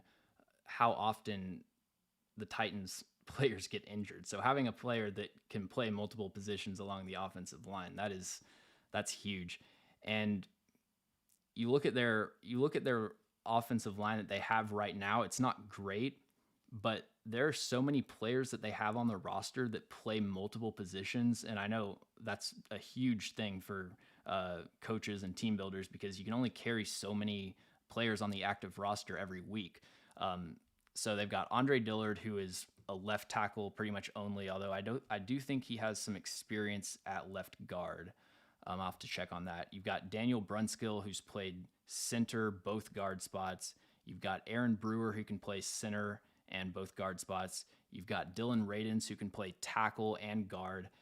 You've got Nicholas Petit-Friere, who's pretty much a right tackle only. And then you've got Peter Skoronsky, who I honestly think could be a 5-position player. I think Peter Skoronsky at center would actually be an interesting experiment. So yeah, I mean, when I look at this roster, or at least this offensive line now, I do really like what they're building there. So I think that was a solid pick.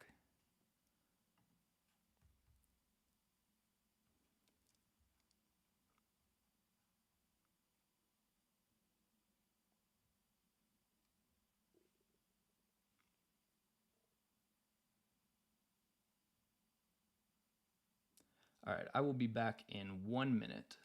Give me a second.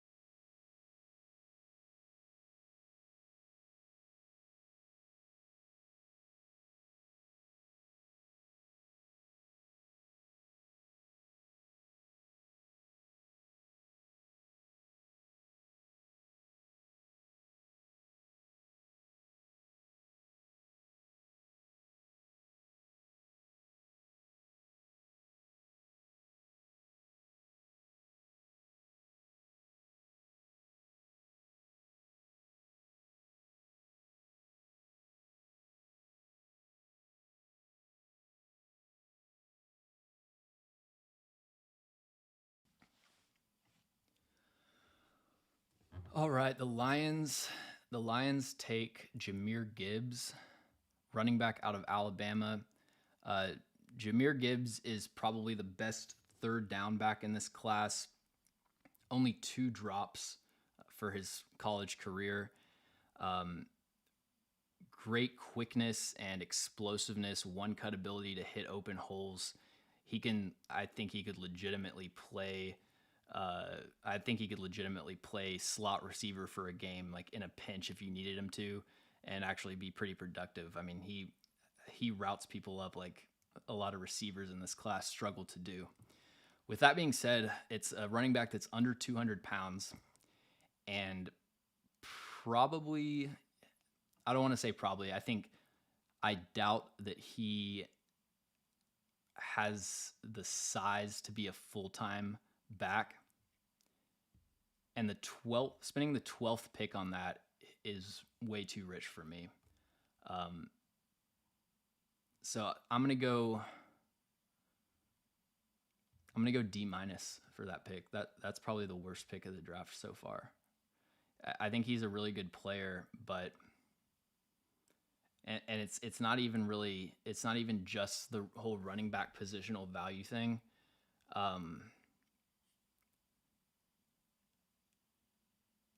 I just think that they could have used pass rushing help. I still think there's a lot of good pass rushers that should have gone before him in this range. Could have used another tight end, Dalton Kincaid. So yeah, I'm gonna go D- for that. Where were you on trading Henry? Get value while you can. Yeah, I would definitely be looking to trade Derrick Henry. and I would say the same thing for Kevin Byard. Um, I don't think the Titans are in a position where they're going to be competing for a Super Bowl within the next 2 years. So anyone on the roster that you don't see being a part of a Super Bowl run in the next few years, I think you should be trying to get whatever draft capital you can for them. So yeah, I would probably be looking to trade Henry unless it was for like a sixth or seventh round pick. At that point, it's not even worth the loss in jersey sales. But if you're getting anything day 2 for Derrick Henry or Kevin Byard, I would definitely be pulling the trigger on that.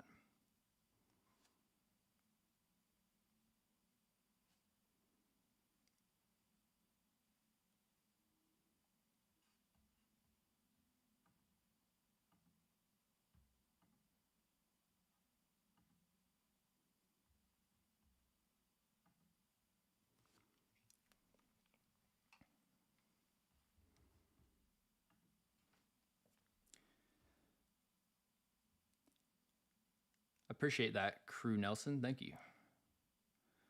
With 2 running backs going before a wide receiver, does that say something about this year's wide receiver class? Absolutely. Yeah, this is a really weak wide receiver class. Jackson Smith and Jigba, despite the propaganda that the coaching staff and Ohio State wide receivers are saying, like, he is just not on the same level as Garrett Wilson and Chris Olave. Going back and watching their film as I was watching JSN, watching the 2021 tape, they each made a few plays each game that are jaw dropping, and you just never really saw that kind of dynamic playmaking ability from JSN, I don't think. Packers pick is in. Packers are taking Lucas Van Ness. Okay.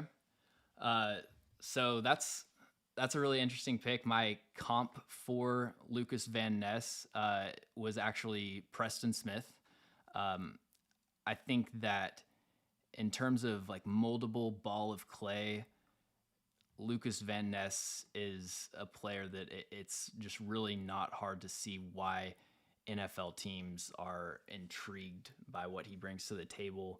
He's got the power, the bend, motor, hand pop. He has a borderline dominant bull rush, 34-inch arms, 90th percentile 40-yard dash, and he's 270 pounds. So, having that size on top of his flexibility and ability to turn the corner is it's a really intriguing set of skills to develop.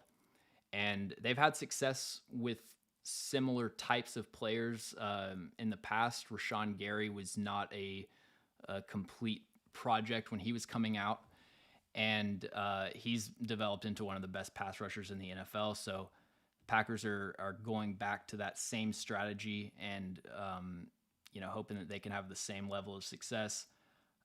I don't think that on day 1 Lucas Van Ness is a player that can beat offensive tackles one-on-one with any sort of consistency. If he was matched up against like a really weak matchup and he could just spam the bull rush over and over again, he could probably put up some numbers. But I think on a game-to-game basis, right now he is too much of a one-dimensional pass rusher to really be productive and efficient at the level that you're looking for immediately right out the gate. But this is a long-term pick. He's a developmental player with great talent. My 25th overall player, I probably would have gone Miles Murphy, Dalton Kincaid. I still think, even though this receiver class is weaker than other years, I do think that JSN and Zay Flowers, and even someone like Quentin Johnston are better prospects. So I'm going to go C- for the Packers. I think it's an okay pick, but I just think that there are better options that they could have addressed more pressing needs.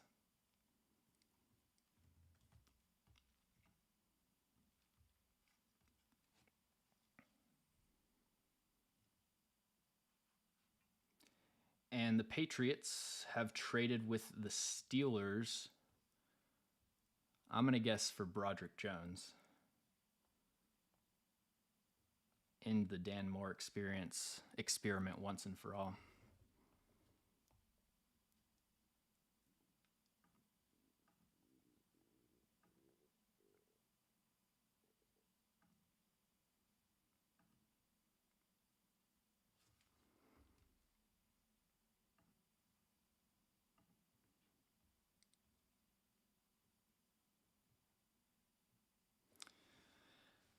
Let's see. Who do I think the Vikings are going to pick?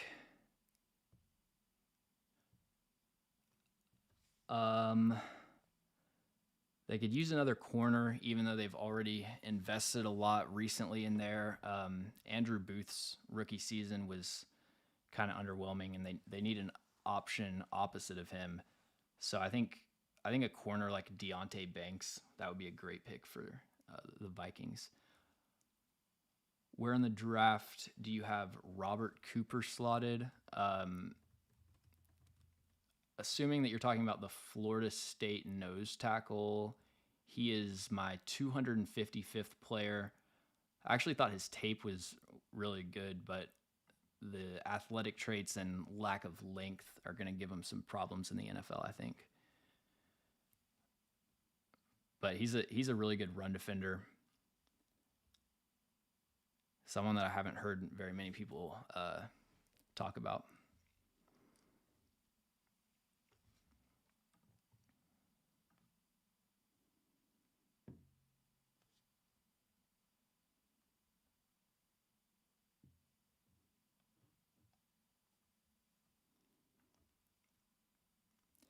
I do worry about Peter Skoronski playing, left tackle in the NFL. I think that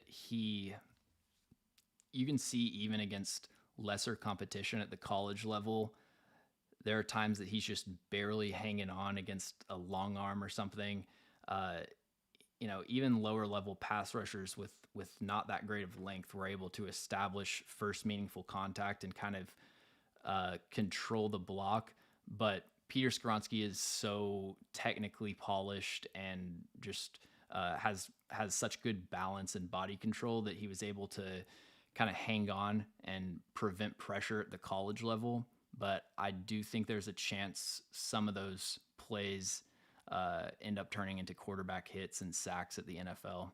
So I'm not as sold on him as a left tackle. But again, this is why getting Andre Dillard I think was such a good move, because it gives you that flexibility. You never want to be heading into the draft saying we have to get a starter at this position or we're going to be screwed next year, which is what they would have, the situation they would have been in if they didn't have Andre Dillard. And so instead of banking on Peter Skoronski overcoming these length limitations, it's more just like icing on the cake if he works out as a left tackle, because I think the chances that he doesn't work out at guard are pretty slim.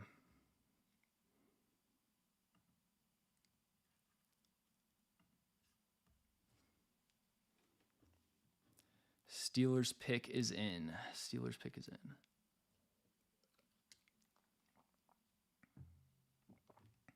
Broderick Jones. Yep. So Broderick Jones is probably the second freakiest athlete at offensive tackle, second to Paris Johnson Jr. in this class. For a gap scheme run game like Pittsburgh, I think he's a great scheme fit. They're going to pull him 10 times a game, and he's just going to be flattening linebackers and defensive backs at the second level. In pure pass protection, he's a little bit more stiff than you'd like to see. There are some times that he really struggles changing direction. I I think he looks like a complete athlete, but I don't actually think. I think he's a little bit more limited than a lot of people. And if you take out the dominant plays where he's pulling, um, the tape is kind of underwhelming for I think where his draft stock is. With that being said, though, he just has so much natural talent. He has the length and the size, and he was, to me, I think pretty comfortably the best left tackle on the board. And the Steelers had to get a left tackle. So I think this is a solid pick. Even though I'm not a huge fan of the player, I think for the Steelers specifically, this was a really good move. So I'm going to go B-. Get some protection for Kenny Pickett. Kenny Pickett was good last year, a lot better than I was expecting him to be. He is kind of like the Kirkland brand Joe Burrow. Not nearly as good, but just play style, there's a lot of similarities.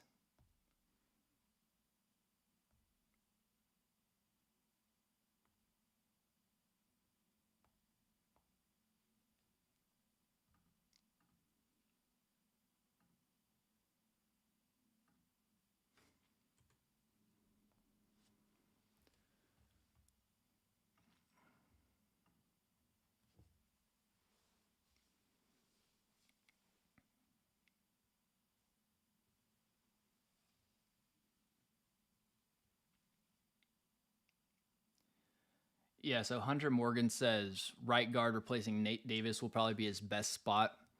My guess, it'll be interesting to see.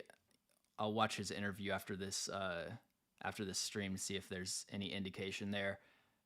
Naturally, I think just moving from staying on the same side of the offensive line probably makes it a better transition. Although I think Peter Skoronski is talented enough to where, like I said, I think he could play all 5 spots. But the Titans have Daniel Brunskill, who can really play any of the 3 interior spots. So I think you just figure out where where Peter Skoronski is going to be best, and then fill in Daniel Brunskill at that other spot, assuming that he's going to be a starter. So, yeah, I think he could play either spot. DeJuan Jones to the Chiefs makes them scary up front. Yeah, that's the best fit for DeJuan Jones. My comp for him is Mekhi Becton, and I think that's the closest physical and athletic comp.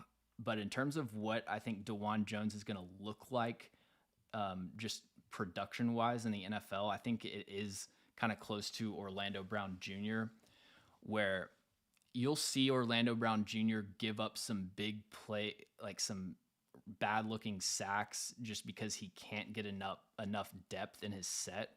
And I remember it was either Bud Dupree or Rashad Weaver last year that just got him quick first step, beat him around the corner, or a couple years ago. But you see that a lot with Orlando Brown. I think DeJuan Jones will be similar, where super speedy pass rushers might be able to get a step on him, but on a snap to snap basis, I think he's going to be pitching a lot of shutouts, in my opinion. Where's the corner drop off in this class? So I had Devin Witherspoon and Christian Gonzalez as cornerback 1 and 2. That's the top tier for me. And then I think Deonte Banks and Joey Porter Jr. round out the top 4. And then I think there is a significant step down where you're looking at guys like Tyreek Stevenson, Emmanuel Forbes, who are good prospects, but have some limitations and maybe less of sure things.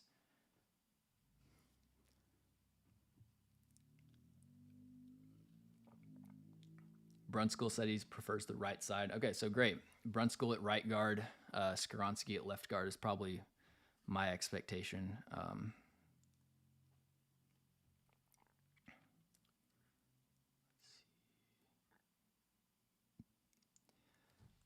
I am very surprised by the Christian Gonzalez fall. I expected him to be a top 10 pick for sure.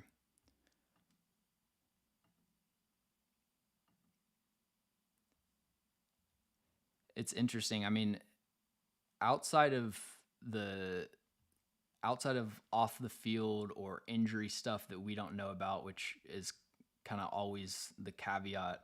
Um, just thinking about Christian Gonzalez's draft profile as a prospect, there aren't a lot of weaknesses. Um, he's not the best at using his hands at the line of scrimmage, but he does a really good job of playing a patient press coverage technique where he's not really that reliant on getting that dominant jam at the start of the rep. But it's like nitpicky stuff like that. He's a complete athlete. Um, you know, outside of week 1 against Georgia, didn't really give up many big plays. So yeah, whoever gets Christian Gonzalez is setting up for another A+ grade for sure.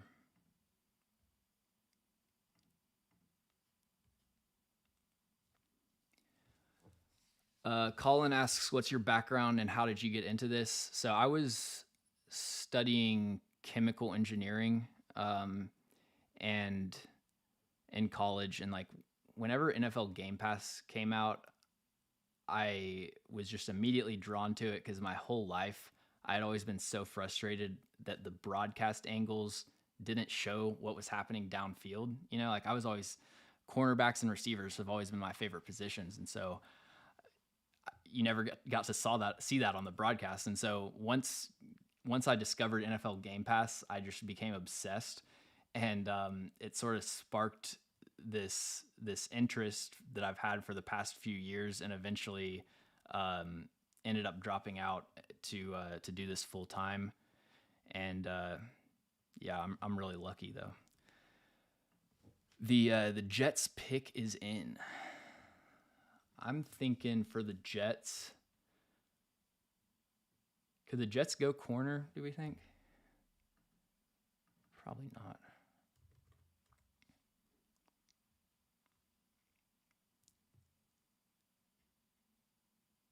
Yeah, I mean, if they took a corner, he might not even start.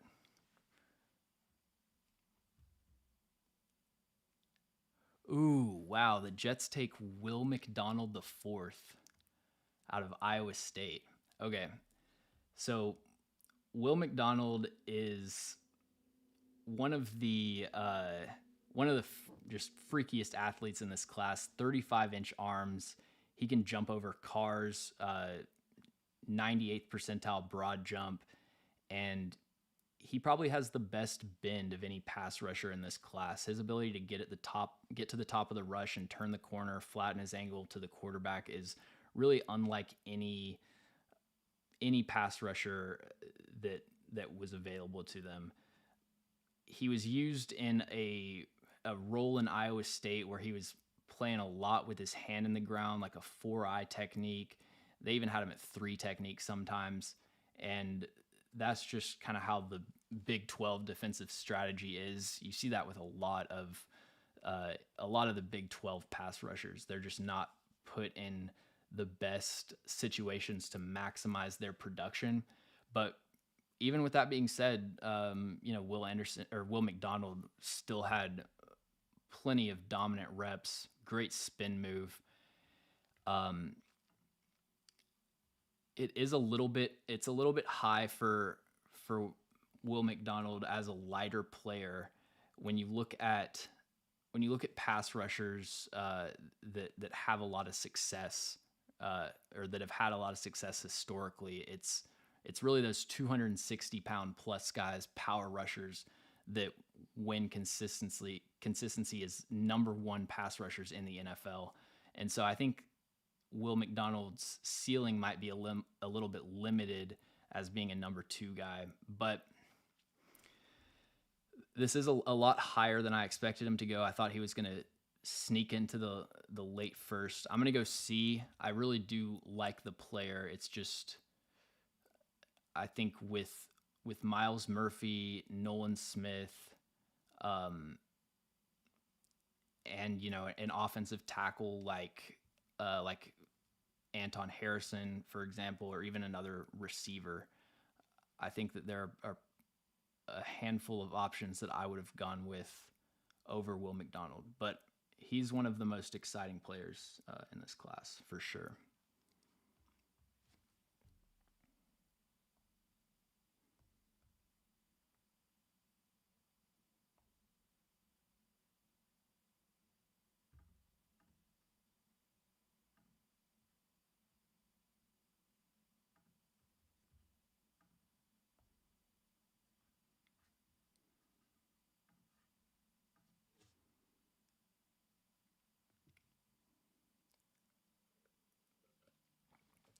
Do you think it hurt Gonzalez playing in the Pac-12?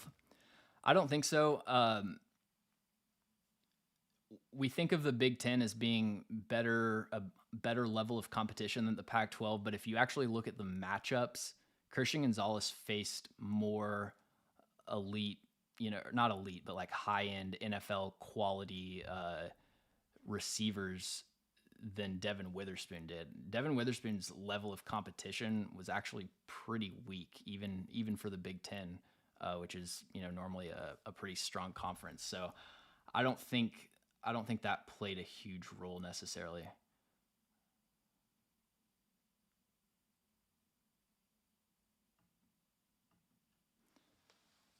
Skaronski or Broderick Jones. Yeah, I've heard some people talk about Broderick Jones moving inside. I think that Skaronski is a lot more. I think he might have an easier transition than Broderick Jones, especially for the Titans scheme. My biggest issue with Broderick Jones is, like I said, the stiffness, and those issues don't necessarily go away when you move inside, especially as a run blocker and like really trying to secure those angles on difficult angles on reach blocks and stuff like that. I just think that in terms of body type, Skaronski is a better fit as a guard. Jones, I think, might be a tackle only.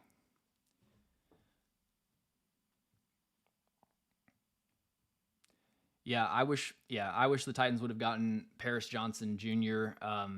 But yeah, no, I agree with you. I think Skaronski is just like he's been a professional offensive lineman. It seems like since he started playing football.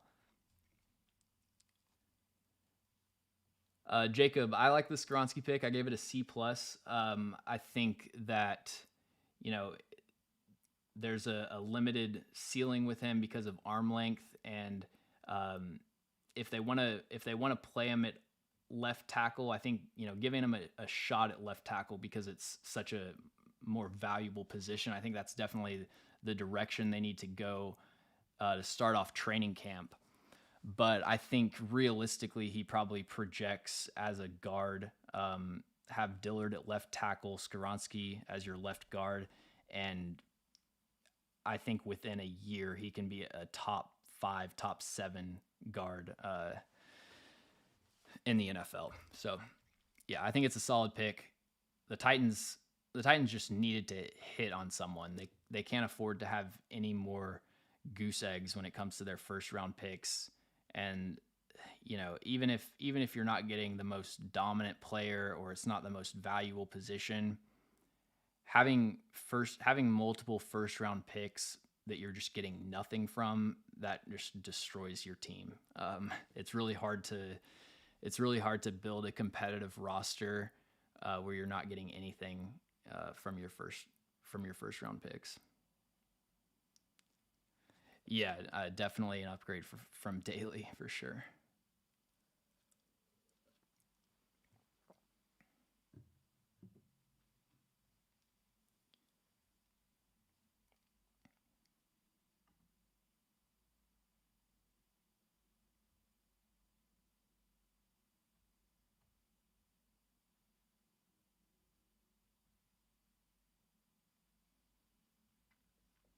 Vrabel, Mike Vrabel says the team will start Skaronski at offensive line, figuring out guard or tackle later.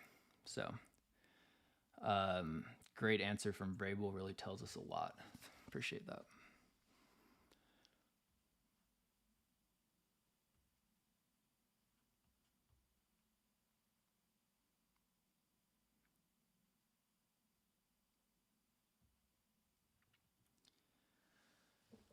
All right, the Commanders pick is in. I think this might be the Will Levis spot. I saw Theo Ash. If y'all know him, he's like on TikTok.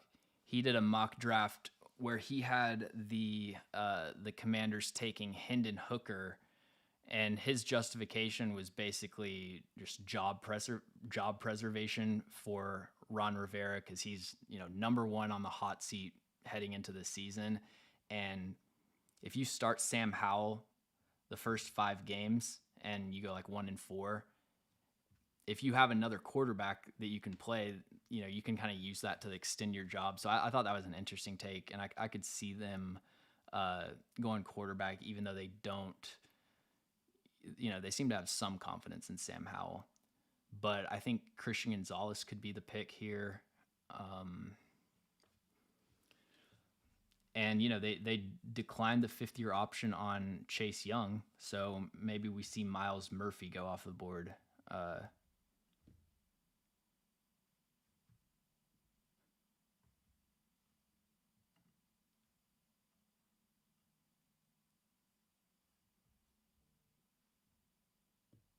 Ooh, man. The Commanders take Emmanuel Forbes. Okay, so Emmanuel Forbes is one of the most productive college cornerbacks that I've ever seen. Like, just statistically, I mean, he is the definition of a box score stuffer. 17 pass breakups, 14 interceptions in 3 years. He's under 170 pounds, but he ran in the 4.3s. And I think he plays a lot bigger than his size indicates. I don't have as big of a concern about his weight as maybe some other people do. My biggest issue with Emmanuel Forbes is the footwork is really sloppy. His balance when he gets kind of thrown off of position, like if a receiver beats him on the release, his balance in terms of recovery is just, man, Christian Gonzalez is on the board. Like, that's the biggest strength with Christian Gonzalez, is he's so under control at the line of scrimmage. He can do whatever he wants to with his hands, and keep his base balanced and stay under control and not allow an inside release. Emmanuel Forbes is kind of jumpy all over the place, but I do like him in the Commanders' scheme. I think this is definitely the type of defense that he needs to go to, where he's going to be playing a lot of zone coverage. He's going to be playing a lot of off coverage, where he can just read the quarterback's eyes, kind of diagnose the route concepts, and make a lot of plays on the football. Unless there's, it's kind of looking like there's probably some medical issue with Christian Gonzalez, or something like that to cause this fall. But yeah, it's hard for me to really justify that with Emmanuel Forbes. So I'm gonna go with a D+ for that pick.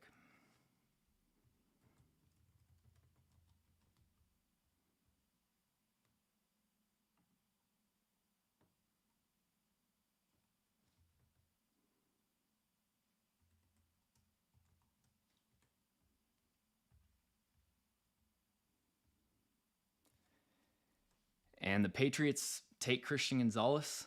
So that's going to be an A+ for me. I think that Christian Gonzalez was my 8th ranked player in this class. He has the length, the speed, the size, really everything that you want from an outside corner. like I've mentioned earlier, his biggest weakness, you see the length and the size with Christian Gonzalez and assume that he's this dominant press corner. Um, but he does miss his punch pretty often, and there's some hip tightness when he tries to, recover his positioning. I think that, heading into this year, he was a Colorado transfer to Oregon, and he hadn't had a single interception for his career. So there were some questions about his ball production and his competitiveness at the catch point. He pretty much answered all of those questions on tape last season. Had a good amount of pass breakups, I think 4 interceptions.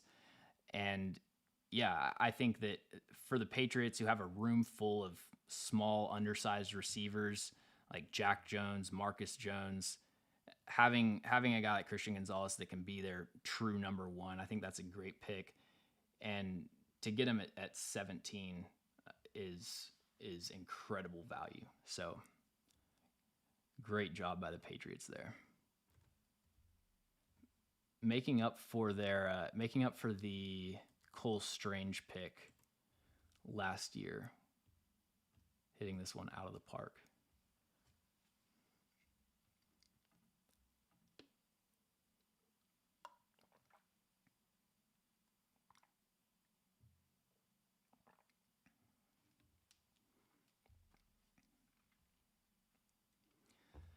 I appreciate that, Jacob. Thank you. Let's see. What do you think the Titans will do regarding the quarterback position? Yeah, you're probably looking at just Ryan Tannehill and then Malik Willis next year. I think next draft class is probably where they address that and try to get a long-term solution.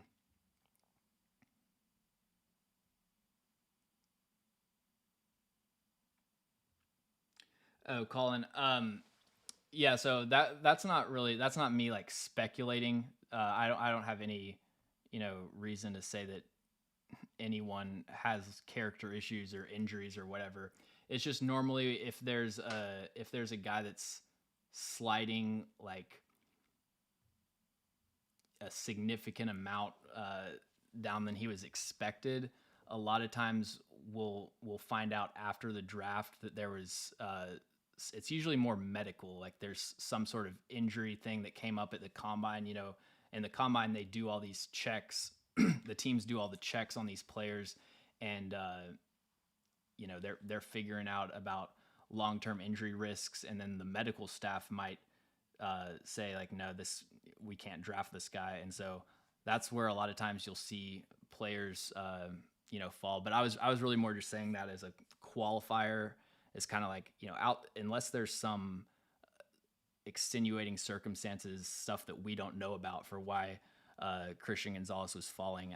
I don't think it really made a whole lot of sense for him to still be there at 17. But yeah, by all, I have like literally no information on any of these players off the field.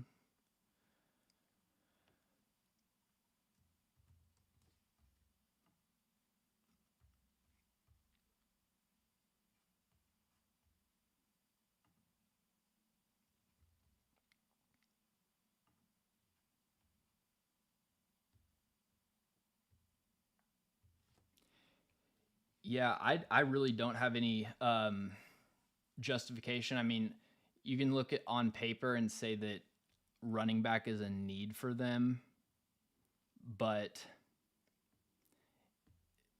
Jahmyr Gibbs, it's a question whether or not he can be a full-time 3-down back. And, Bijan, it's like with Bijan, at least that this is a guy that's going to play, 600 snaps or however many, like he's going to be on the field every single down. And you can split hairs talking about positional value, but he's at least going to give you a full season's worth of production every year. And taking a player at 12 that has a chance to just be a rotational guy, like Jahmyr Gibbs is really good. He's the second best running back in this class, but to me, it's going to be really hard for him to recoup that value from the pick that they spent on him.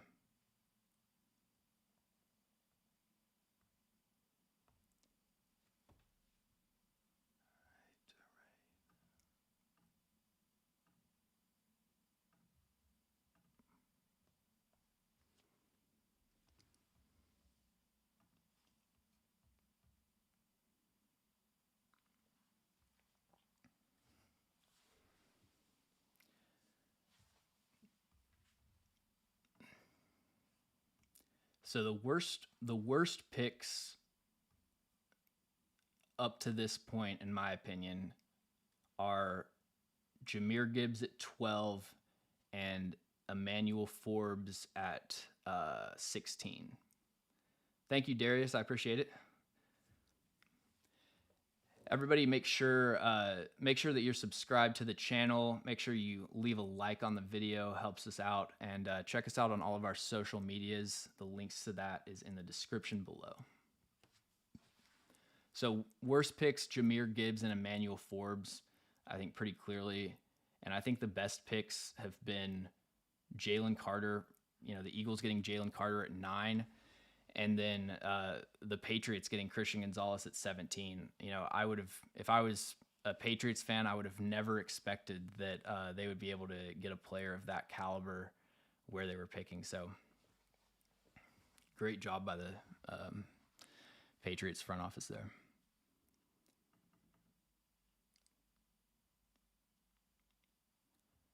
Lions pick is in.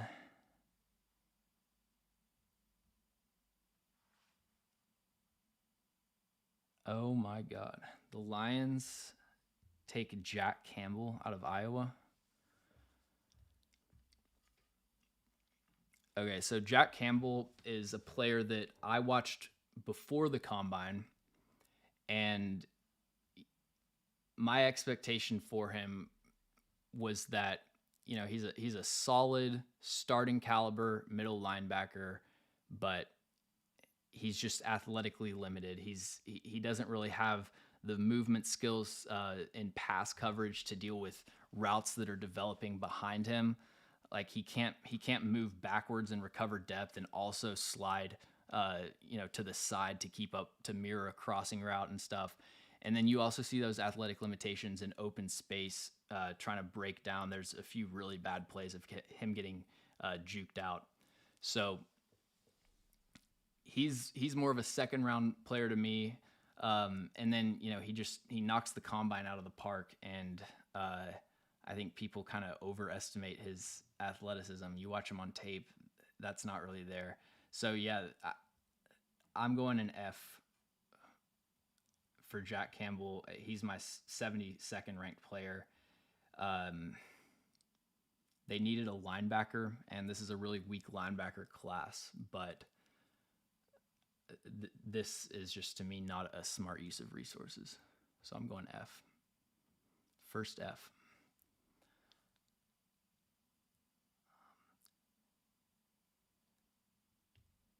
No, I got hired by A to Z Sports August. So yeah, I work for A to Z Sports. It's a media company. We cover a bunch of, like, every team, every NFL team, and this is the film room section of A to Z Sports, the branch, and yeah, I just make all the content for this channel,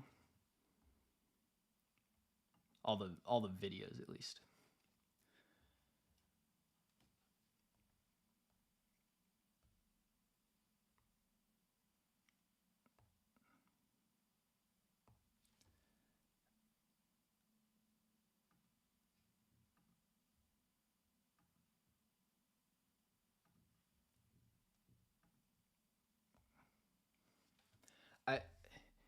Is everyone else with me on the Lions draft class? I mean, who heading into this draft, like, realistically thought that the Lions were a third down back and like a kind of lumbering Micah linebacker away from winning a Super Bowl? To me, these are needs that they could have filled in the third and fourth round. Like, take Dorian Williams and, I mean, there's a ton of running backs in this class. Take Dorian Williams and like Zach Charbonnet or Zach Evans, or like this is kind of where it's like what I mean with positional value is these are the positions that they're taking right now are the positions that they could get 80 to 90% of that in the later rounds, whereas the edge rushers are going to dry up. The cornerbacks are going to be there because this cornerback class is insane. But yeah, I just don't think that's a really...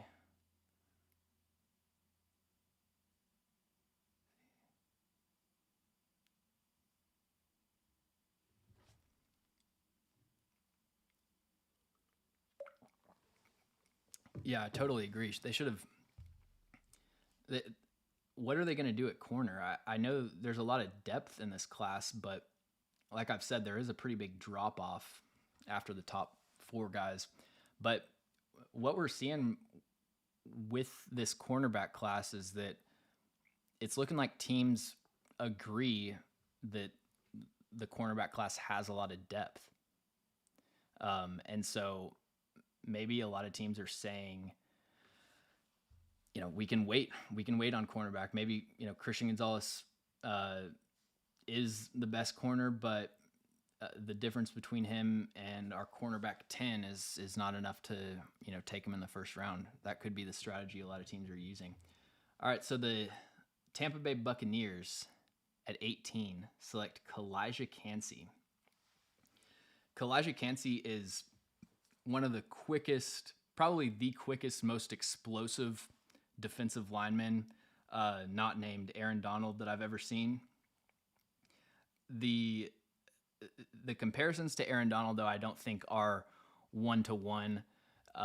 The main difference is Aaron Donald has over 33-inch arms. Kalijah Kancey would have the shortest arms of any front 4 defender in the NFL, 31 inches, right? And what that does is it limits his ability to separate himself from blocks, stack and shed and really kind of like bench press that block out of his frame. Now, he is smaller, and so blockers have trouble getting their hands on him, but I think that lack of length and lack of size has a chance to limit him to being just a pass rushing specialist. At the college level, he was able to hold up as a run defender, and a lot of that is him being aggressive and shooting gaps and stuff. But when it comes to one-on-one, holding the point of contact, I don't know that he can do that at a high level in the NFL. It's at least a question for me. But I think he will. I think he has a very, very low chance of not being a productive pass rusher because just how quick he is with his hands, how explosive he is off the line of scrimmage. That first step puts legitimate fear in offensive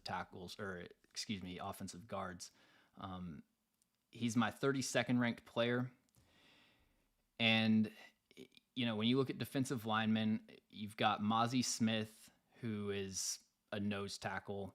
And then the next 3 technique that they would be looking at would be like Keanu Benton or Brian Bresee. So assuming that the Bucs wanted to go with wanted to go with defensive line, which I think makes sense. They need someone opposite of Vita Vea. So I understand the logic. Again, I do think this is a little bit too high for Kalijah Kancey, but nothing major. I think that's worth a C pick. Yeah, I'll probably go C.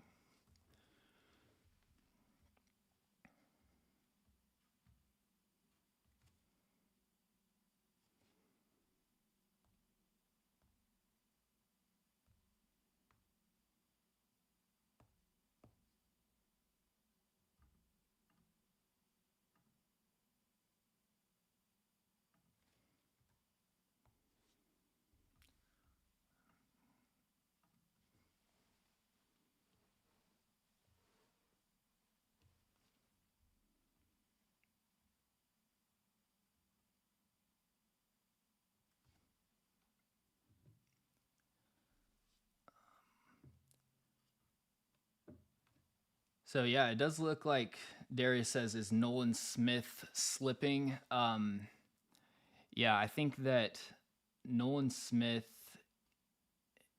is not going to be for everyone just because his build as a pass rusher is so unique. Running in the 4.4s, but having really short arms and being undersized. Um, and there's a lot of pass rushers that are kind of similar to Nolan Smith that you could potentially find in the later rounds. I'm drawing a blank on his name out of Appalachian State. I don't know why I can't think of his name. Nick Hampton. Someone like Nick Hampton, I think, could probably have teams thinking that Nolan Smith is more of not necessarily the centerpiece of your pass rush, but more of a kind of ancillary piece and not worth a first round pick. That would be my guess. And just lack of size, not wanting to spend a first round pick on such a small edge rusher.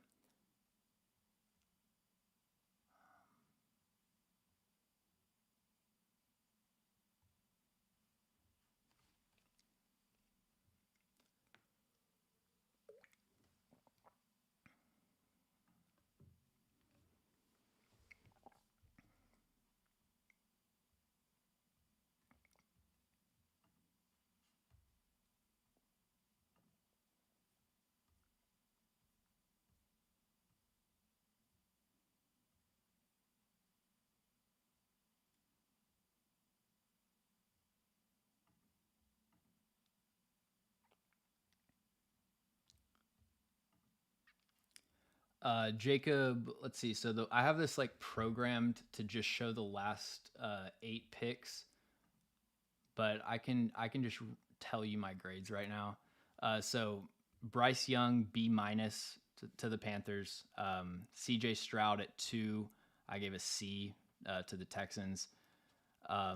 Will Anderson to the Texans at 3, B, and then Anthony Richardson to the Colts, A-. At 5, we've got Devin Witherspoon to the Seahawks. I gave that a B-. At 6, we've got the Cardinals taking Paris Johnson Jr. I gave that a B. 7, Tyree Wilson to the Raiders, C. 8, Bijan Robinson to the Falcons, C-. 9, the Eagles take Jalen Carter. That's an A+. And then at 10, the Bears take Darnell Wright. I gave a C-. For tomorrow, I'm going to figure out how to... I know what I need to do. I would have to change the code to have it up scrollable.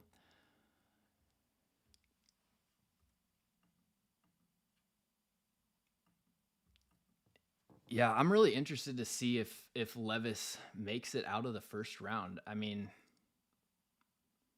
now that there's always the outside chance that maybe like not even really an outside chance at this point, but there's always the chance that just teams were a lot lower on him than everyone expected. At least like people in draft media. I know draft media was like a lot higher on Will Levis than college football fans and just kind of general football fans seem to be. But I think a lot of that was based on the fact that there was some expectation that the NFL would be high on him. I think that in terms of where he's going to go, the Seahawks potentially... the draft order here. But when you get later into the first round, I guess the Vikings could be another landing spot for him. Seahawks take Jackson Smith and Jigba. Okay, that's actually the pick that I had them going in my first mock. I think that the Seahawks really do. I don't know if I would say need, but ideally they would like to have another receiving option.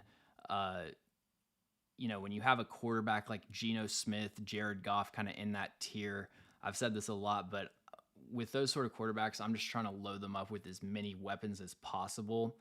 And so I think receiver was always a sneaky need for the Seahawks, especially with Tyler Lockett kind of getting up there in age. And JSN's he'll be a good running mate for DK Metcalf. You got your outside guy, your slot guy, and then Tyler Lockett is the Z. So I think that's a really good pick. I'm gonna go B+ for the Seahawks. Not really not maybe addressing their needs the way that we expected them to up front. I think in my last mock draft, I had them going edge D line. I think that was a really common pick combination for them. And we've heard Pete Carroll talk about how the pass rush, how imperative it is that the pass rush improves this year. But like we've been talking about, you look at guys like Nolan Smith, Myles Murphy that are falling, and I don't think it's outside of the realm of possibility that they could get one of those guys later tonight or tomorrow. So yeah, B+ for the Seahawks there.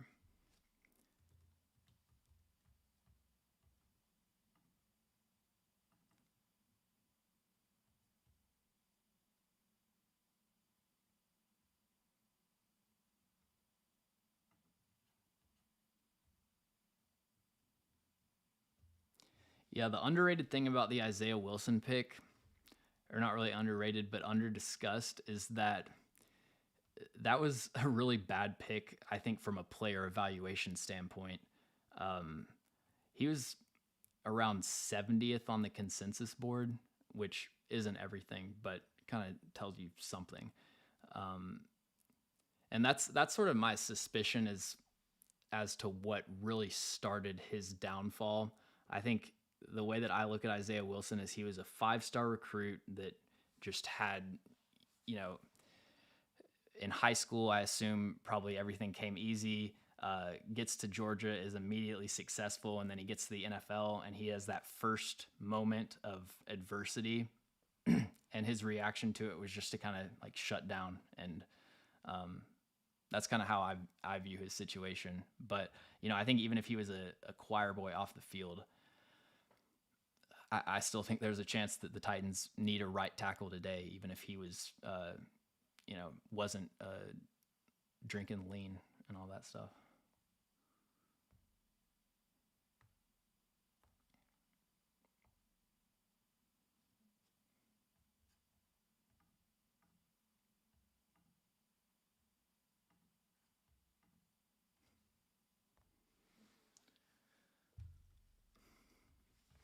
Man, I can't believe this draft class from the Lions is the ultimate example of fumbling the bag.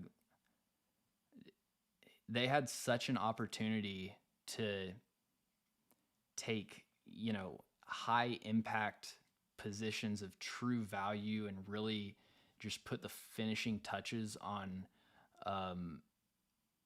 what should be a bona fide, Super Bowl contender. And I just really don't think that they made much progress towards that at all.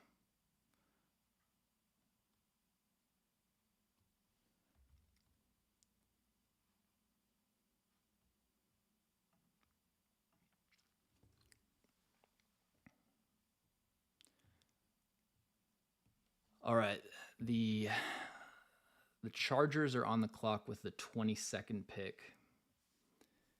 Could this be the Zay Flowers spot? That's kind of the most popular mock.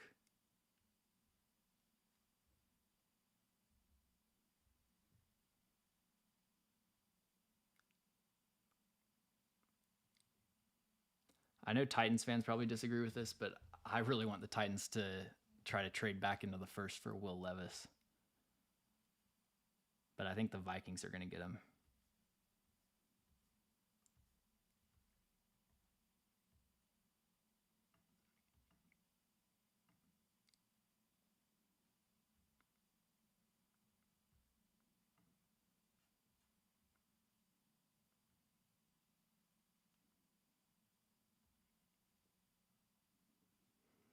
Yeah, but the Lions should have taken Gonzalez at 12.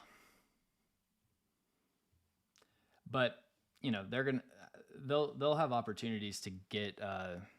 There's still a lot of good corners on the board, so they're gonna be able to address that need. I just don't think it's. Um, I don't think they've done a great job going about that.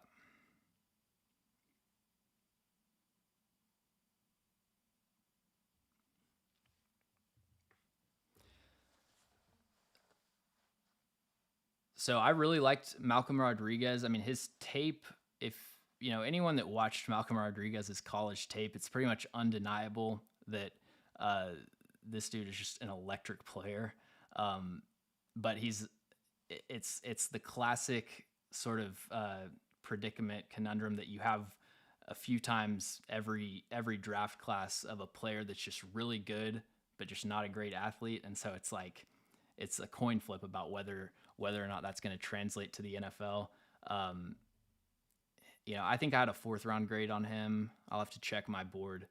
So definitely undervalued him. I didn't see him having the level of success that he did. I do still think he's kind of limited as a player, especially in pass coverage. You do see the limited athletic traits get him into trouble sometimes, but he's going to be a great number 2 linebacker to pair with Jack Campbell.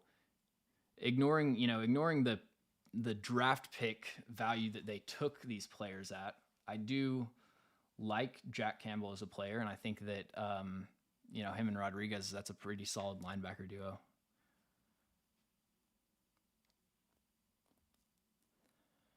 Chargers pick is in.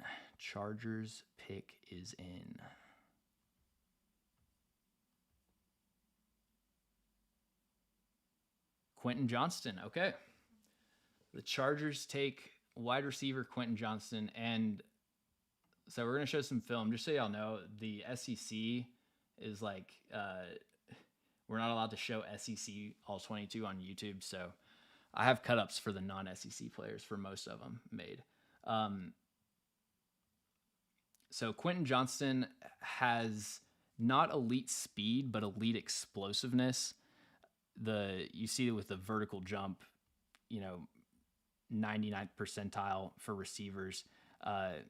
He's a huge, X receiver, premium combination of size and length. He has underrated route running ability. He's underrated in terms of his ability to release off the line of scrimmage. And there's not a lot of receivers in this draft class that have his size and that can play, as an outside X receiver. So that, even though there are some limitations to him as a prospect, and he's kind of, slipped down some people's boards after the 5th percentile 3-cone, the 40-yard dash wasn't as great as we expected, but I've always thought that there was just no way that he gets out of the first round, because receiver is such an important position, and there's just very few guys in this class that can do what he does. The problem with Quentin Johnston, though, and the reason that a 6'3" receiver that has a 43-inch vertical, the reason that he's still available at 21 is that he's really inconsistent at the catch point, a lot of drops, and also a lot of just contested catches that he didn't come down with. He had one of the worst contested catch rates of all the receivers in this class, and that's being compared to receivers that are a lot smaller than him. Josh Downs had the best contested catch rate. So I think that, to me, the best comparison for Quentin Johnston is Christian Watson from last year. I see a really similar combination of strengths and weaknesses, and I think that the way that Quentin Johnston wins in the NFL, at least early, is going to be through yak, his ability to catch the ball, get into a really explosive spin move, and get down the field. And they needed that vertical threat for their offense. I think even though the 40-yard dash was disappointing to a lot of people, that didn't really that didn't change my grade on Quentin Johnston at all. And I still think 4 or 5 that plays in the NFL. So he is my 23rd ranked player. The Chargers, got him at 22. That's good value. I'm gonna go. That's a classic B- right there.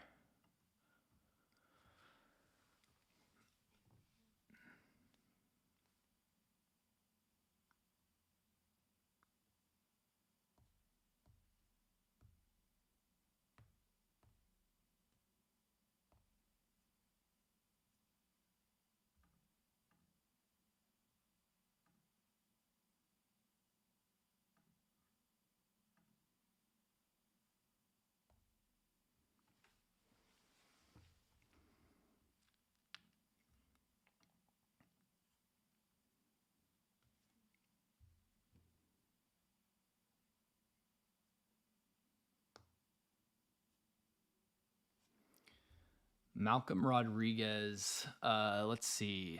Who's a good Malcolm Rodriguez comp? The best would be, I think, like Ivan Pace. Ivan Pace is a more extreme version of Malcolm Rodriguez. He was actually, Cincinnati Defense was the last film that I watched for this class, so he's fresh on my mind. Ivan Pace, maybe someone like Noah Sewell, kind of. Actually, not really Noah Sewell. Yeah, I would say Ivan Pace.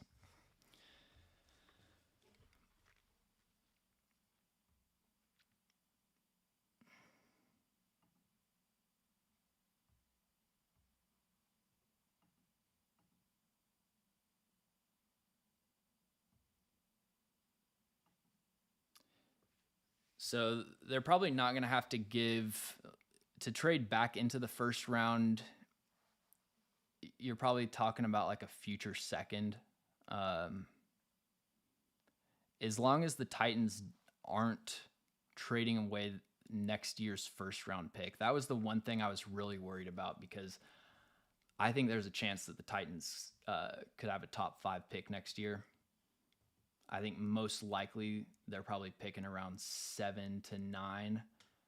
And so, trading away that future first was really risky. You could be loading the Cardinals up for a big move. In the second round, I think receivers got to be the move in the second round. Outside of Treylon Burks, there's just not a whole lot going on in that receiver room that you feel great about. If someone like Zay Flowers, Jordan Addison, Josh Downs, I think those would be my top 3 targets at receiver if they were still available. Top 3 receiver rooms in the NFL. Let's see here. So this isn't in order. I'm just saying teams that would be in that conversation. But, Dolphins with Jalen Waddle, Tyreek Hill. Bengals with T. Higgins, Jamar Chase, Tyler Boyd.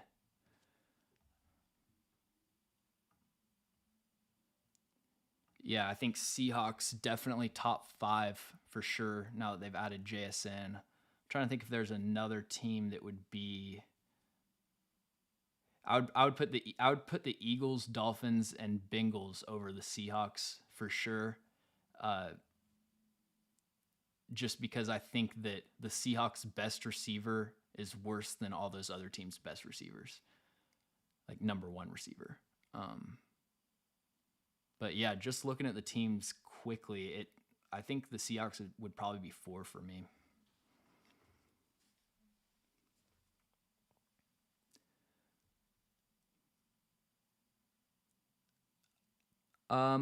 Well, everything in the draft is relative. It's relative to where these players are going to get selected. So it's not that I don't like Mingo. I just don't really like him as a first or second round pick.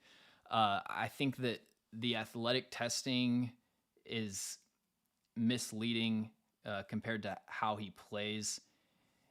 His routes are just not very crisp. The breaks are rounded. He's not that explosive off the line of scrimmage. And there are times that even against like FCS competition, he would struggle to get over the top of corners on deep routes. And so he's a contested catch guy and he wasn't really that dominant at it in college. If you look at like a per target basis, he has some dominant contested catches, but like half of them came against Vanderbilt. um, and separation is what wins in the NFL. There's very few big contested catch receivers that get to the NFL, and that translates because you're not going up against 3-star 5'10" recruits. You're going up against 6'2" corners like Tariq Woolen. So yeah, I see him kind of struggling to separate at a high level in the NFL. But I think third round is a good range for Jonathan Mingo.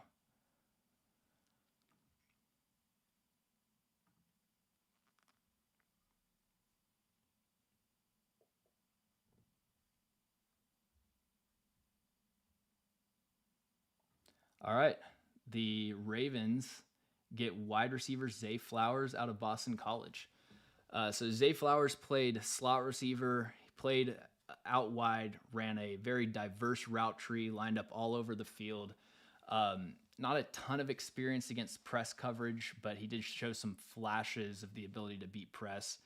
And he's one of the most dynamic route runners in this class.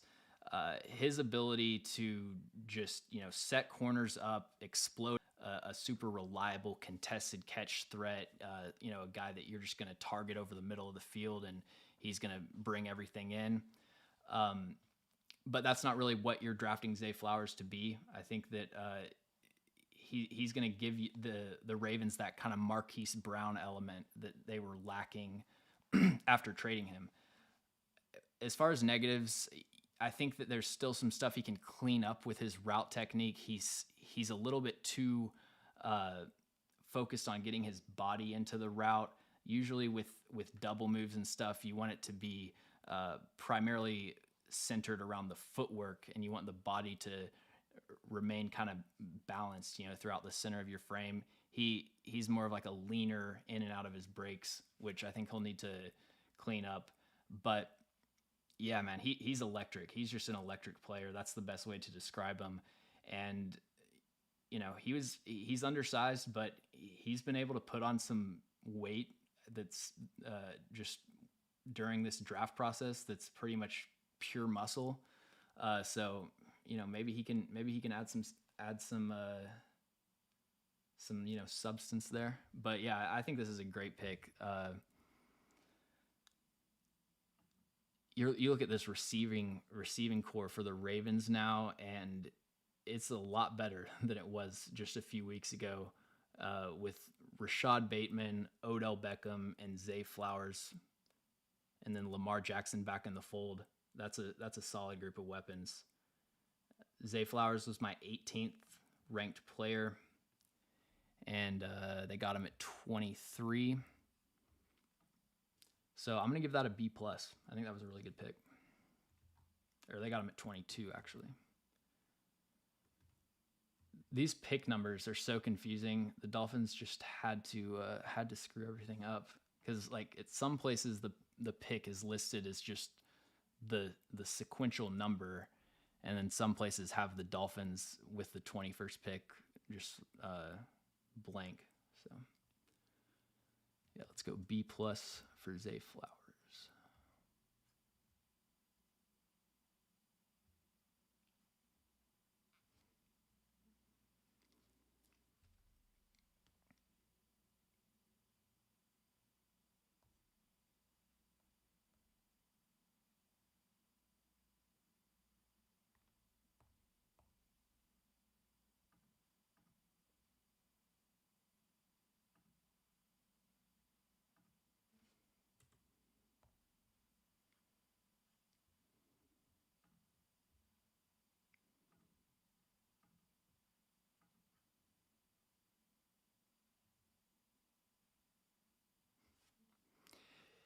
Yeah, I think Zay falling to 41 was always wishful thinking. Thoughts on Hyatt in the second? It really depends on what team he goes to. like if a team that has a quarterback, like I don't know, the Patriots, for example, kind of a middling arm strength quarterback, and they're just like, we need a receiver. We're going to take Jalen Hyatt, Biletnikoff winner, and he's going to be our wide receiver one. I don't really see him having much success in that role. I think he needs to be in an offense with a quarterback that's going to stretch the field, push the ball downfield. I think he is more than just a pure deep threat, though. Even though he hasn't necessarily shown it, I think you look at his movement skills. There is some smoothness in the way that he moves to where I think he could actually develop into a pretty well-rounded route runner. But at this point, there's so much uncertainty with the way that he was used in Tennessee's offense. His role on every play was basically, we're going to switch release, and then these corners and safeties that we've got stretched out to the sideline, they're going to get confused, and then you just sprint to the open space. And NFL defenses are smarter than that. You can't just spread them out like that and trick them on every play. And so he's going to be in a lot more situations where he's actually having to beat single press coverage, assuming he's on the outside. So.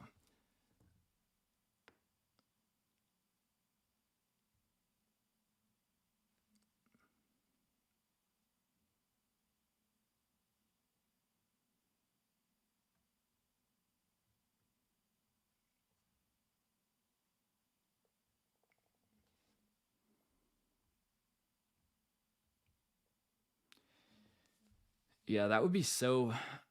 If I wasn't, unless I was 100% sure that I was going top 10, like Jalen Carter, where he clearly got that guarantee that he wasn't getting out of the top 10.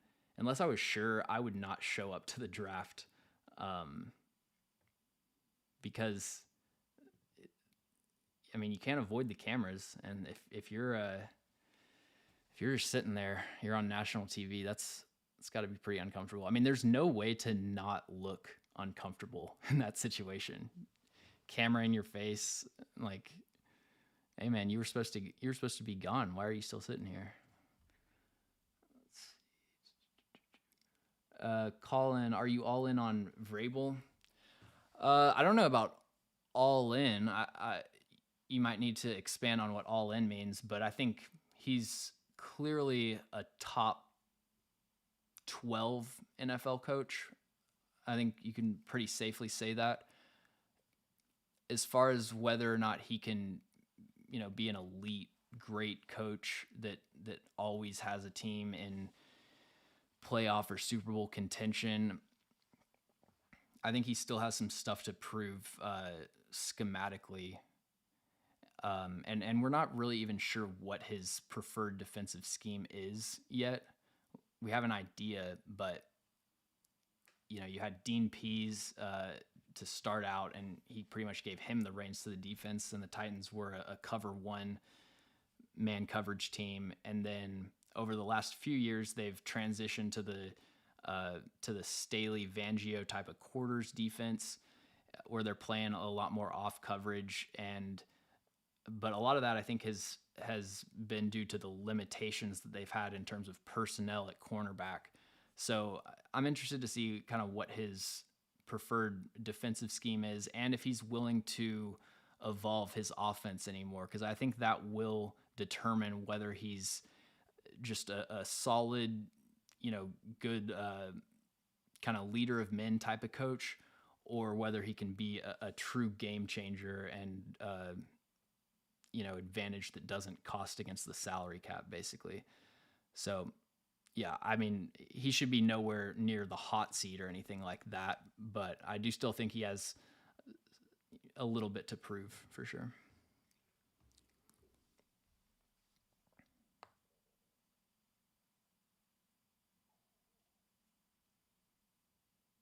Yeah, I'm like you. I was hoping they would go external.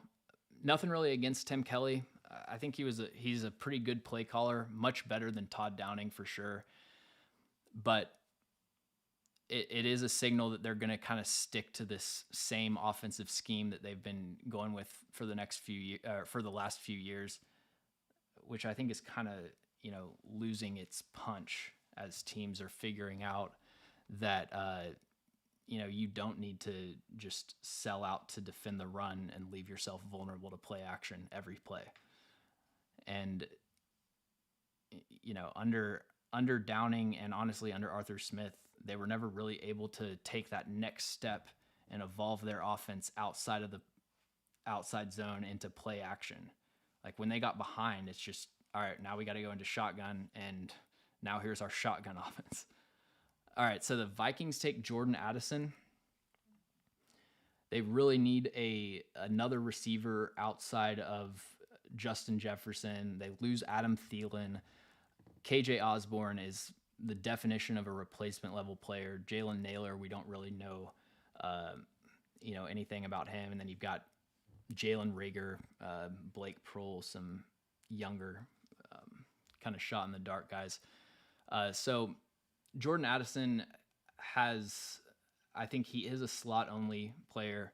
I would say watch him against Stanford, and it's the most just decisively dominant press coverage tape from Caillou Blue Kelly versus Jordan Addison. I mean, he was putting him on the ground every play, it seemed like.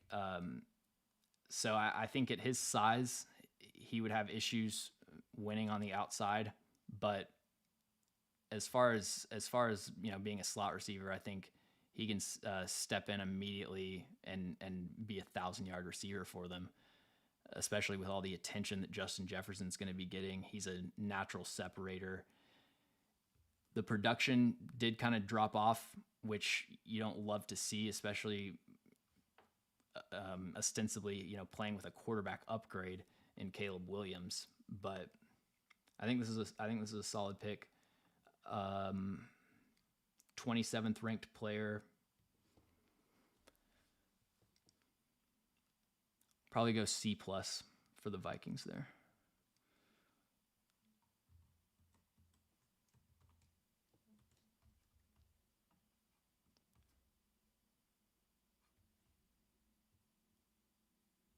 And I will be back in one moment.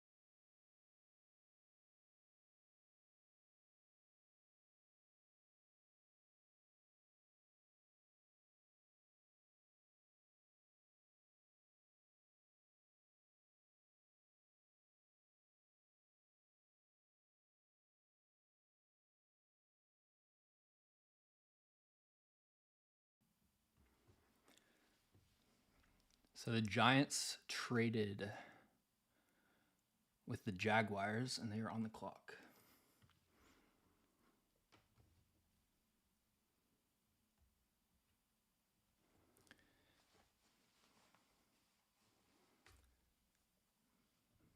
Do we get another receiver? That would probably be my guess. Josh Downs, probably.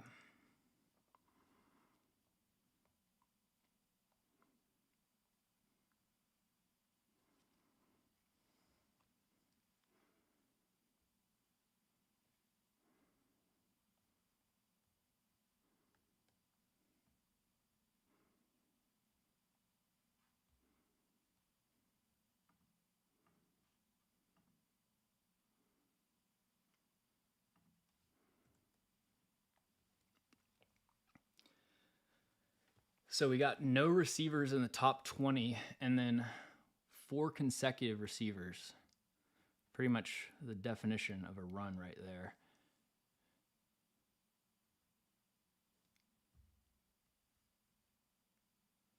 Ooh, the Giants take Deonte Banks. Man, this is a great pick. I love this pick.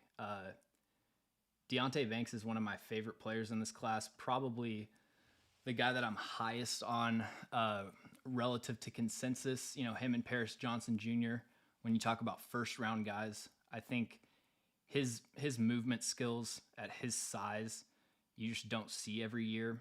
And you know, I remember there are a few plays that stick out to me with Deonte Banks, and you'll see it on this cut up. But he had this rep against Ohio State where he just bench pressed Emeka Ibuka. I'm not sure how to pronounce his name. Just like bench press him off the line of scrimmage. Not this play. But yeah, his hip fluidity, his ability to just speed turn. You see him right here. That's dominant physicality at the line of scrimmage. I think he can play in any defensive scheme. You see the just oily hips. He can mirror routes in man coverage. He's aggressive in press. He has not great length but solid length. Really good job of hand placement and body control at the line of scrimmage. The main issue with Deonte Banks, probably the biggest negative, is just a lack of ball production. I think he only has 2 career interceptions. One of them came in his freshman year. And that's a big thing for a lot of teams. For me, I didn't really see it as him struggling to play the ball. I think a lot of it was just it just like didn't really bounce his way. You know, you see him drop that interception right there against Michigan. There's a lot of times where I feel like at the catch point, he was perfectly under control. It just seemed like he was going for pass breakups instead of interceptions a lot of times. And I think he'll kind of have some regression to the mean in terms of, you know, statistics and converting those opportunities into turnovers. But yeah, I think that Deonte Banks is a better cornerback prospect than Joey Porter Jr. The NFL agrees with me, which nice to get that vindication. But yeah, I thought that he was in the Christian Gonzalez, Devin Witherspoon tier for sure, and top 12 player for me. So I'm thinking a solid A for the Giants there. Yeah, I'm gonna go A.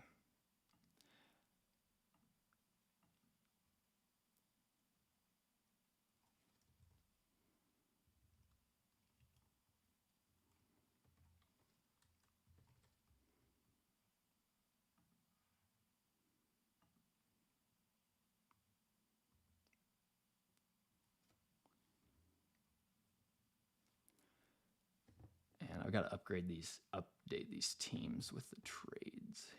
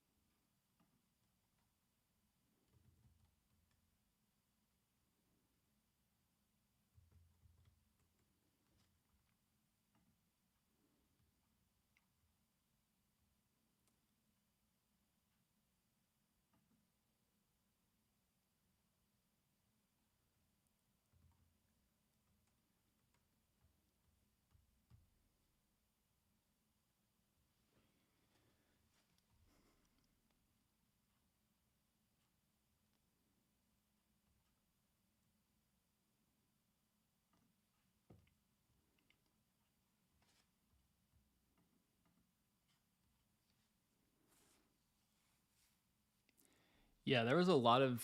I mean, I think that Kyle Phillips looked really good when he was on the field. The problem is that the amount of plays that we saw from Kyle Phillips was just so limited because of his injury. But when he was out there, there was no one that could cover him. So uh, I obviously don't have any insight on the specific medical issues. Like I've said a lot of times on this stream, for smaller players, it can be difficult to stay healthy. But I think that if Kyle Phillips can stay healthy, I think he's a legit NFL player for sure. Biggest surprise for me has been the Lions draft. I expected Jameer Gibbs to go in the first round, but not at 12. And I am surprised that they went with Jack Campbell with their second first round pick. And then also Christian Gonzalez falling to 17 to the Patriots. That's been pretty surprising to me. And then I think also Will Levis. I didn't expect him to be a top 5 pick, but definitely top half of the first round.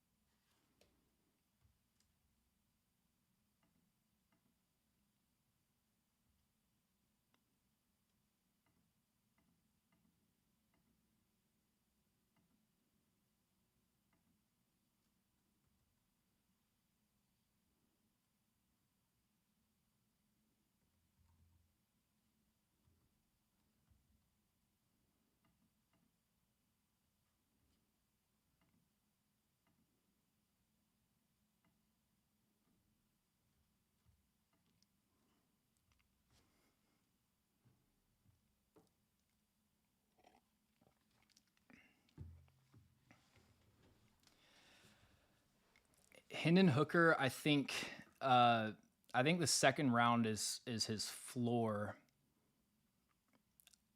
A lot of people were saying he had a better chance than not of going in the first round, but I think the Vikings were probably his best shot of going in the first, and they obviously didn't pick him.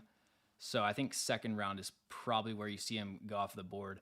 The other thing that might keep him out of the first is that if a team decided to trade back up into the first for a quarterback, you've got Will Levis there. So that team would have to have a higher grade on Hendon Hooker than Levis, which is possible, but just kind of adds another hoop that you have to jump through.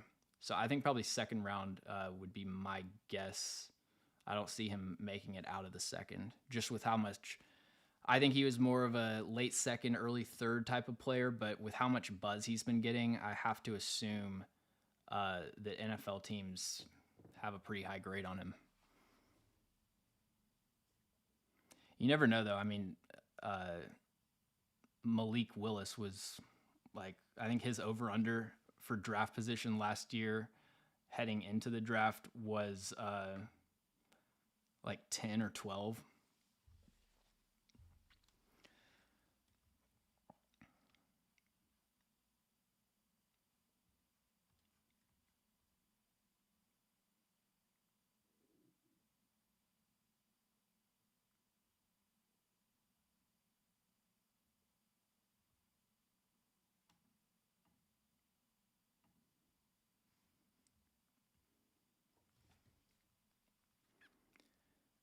All right, the Bills take Dalton Kincaid. That's a great pick. That is a great pick. So receivers are off the board. Josh Downs could have been in play, but a lot of the receivers that the best options for receiver are off the board, and Dalton Kincaid. There's an argument you can make the argument that he's the best pass catcher in this class, regardless of position. he has a rare ability to, body control along the sideline and in tight windows, just that concentration to bring those difficult contested catches. And uh, he has rare route running ability and just quickness and explosiveness out of his breaks. A lot of Travis Kelce comparisons. I think the most accurate comparison is probably Zach Ertz, but I think his 99th percentile outcome looks something like Travis Kelce. The issue, negatives for Dalton Kincaid, uh, doesn't give you a whole lot as a blocker. He gives you effort, but he just doesn't have the size or the technique really to be that effective as a run blocker. But this is really just a big slot receiver, and you're not going to be as worried about what he gives you in the run game. And then also back injury, I believe, could probably resulted in him falling a little bit lower than I had him. So I think this is a great pick for the Bills. They needed to just add some extra juice, even if they had more pressing needs. They needed a linebacker. They needed ideally a right tackle, some interior O-line help. But realistically, in terms of actual impact on games won next year and getting over the hump in the playoffs, one of those players in the first round is not going to really push you forward to where they're trying to get to. And so I think Dalton Kincaid has the best chance to make a sizable impact of anyone they could have picked. So I think B. I'm actually going to go A minus for Dalton Kincaid.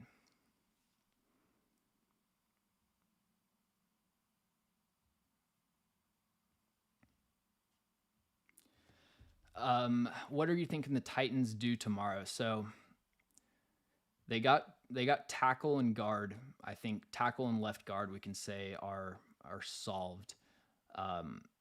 So in the second round, I think going receiver would be their best option. You've got Josh Downs sitting there. If he were to last until the low 30s, I think the Titans could potentially look up to trade up for a player like Josh Downs. I do view him as the final player left in his tier of receivers. I think there's a pretty significant drop off after Josh Downs, and the Titans, they have an outside guy. They don't really have anyone for the slot, so they're in a position to take him. There's a lot of edge rushers still available. Myles Murphy, Nolan Smith still on the board. And as much as, Titans fans probably wouldn't be excited about an edge rusher or, any pick on the defensive side of the ball, I think that's a place that they could value, especially if one of these top guys is slipping. So I think wide receiver and edge would probably be the most likely positions that they target. Could also go with a corner. Could go with a tight end like Tucker Kraft, Luke Schoonmaker. They need someone. They need a true Y that can add value as a blocker. So those are the positions I would be targeting.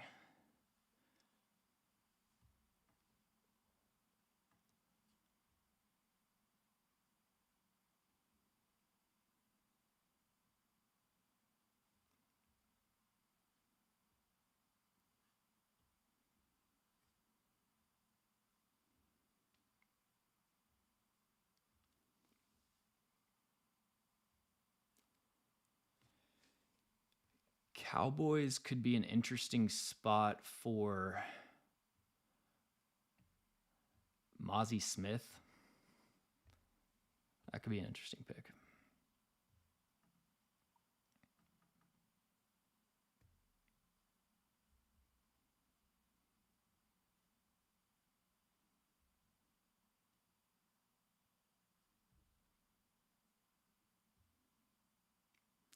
And Dallas takes Michael Mayer.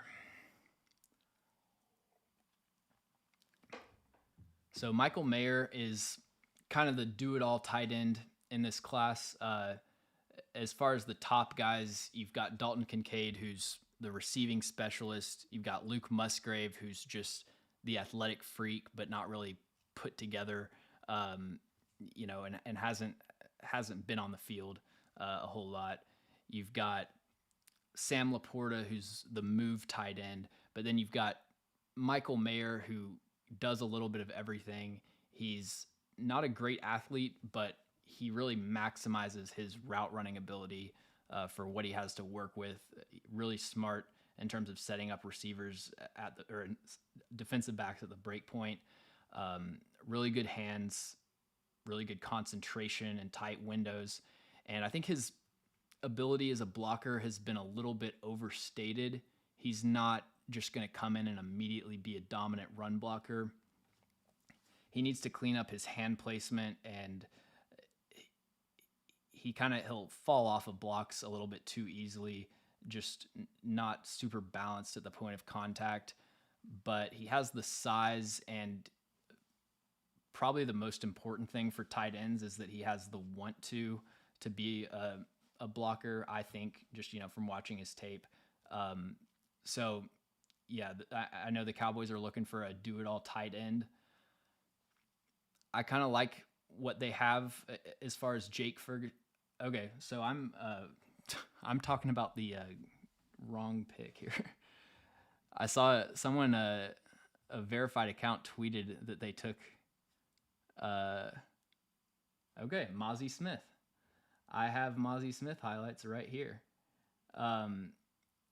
So Mozzie Smith is, I think, the best nose tackle in this class. He is just dominant in terms of shedding blocks, engaging with blocks. He doesn't give you a whole lot as a pass rusher, but he's going to immediately upgrade their run defense. And, that's what they've been looking for, really for the last 5 years. They haven't been able to find someone that can hold down that interior. I was going to kind of not be that big of a fan of the Michael Mayer pick because I like what they have in Peyton Hendershot and Jake Ferguson. They obviously agreed and saw interior defensive line as a much bigger need. The main thing with Mozzie Smith, and really the only bad game of tape on his entire 2022 season, was Iowa. Iowa runs a ton of wide zone, and he has some vision problems in terms of anticipating blocks and getting his hand placement ready to work that outside shoulder. But if it's just one-on-one at the point of attack, he can dominate single blocks. He does a pretty good job of holding his own against double teams. And number one on Bruce Feldman's freaks list. Didn't end up doing any combine workouts or anything, but Bruce Feldman's freaks list numbers are kind of, 80% verified, I would say. And he would have put on a show at the combine had he tested. So I think this is a great pick. And I'm going to go B for Mozzie Smith.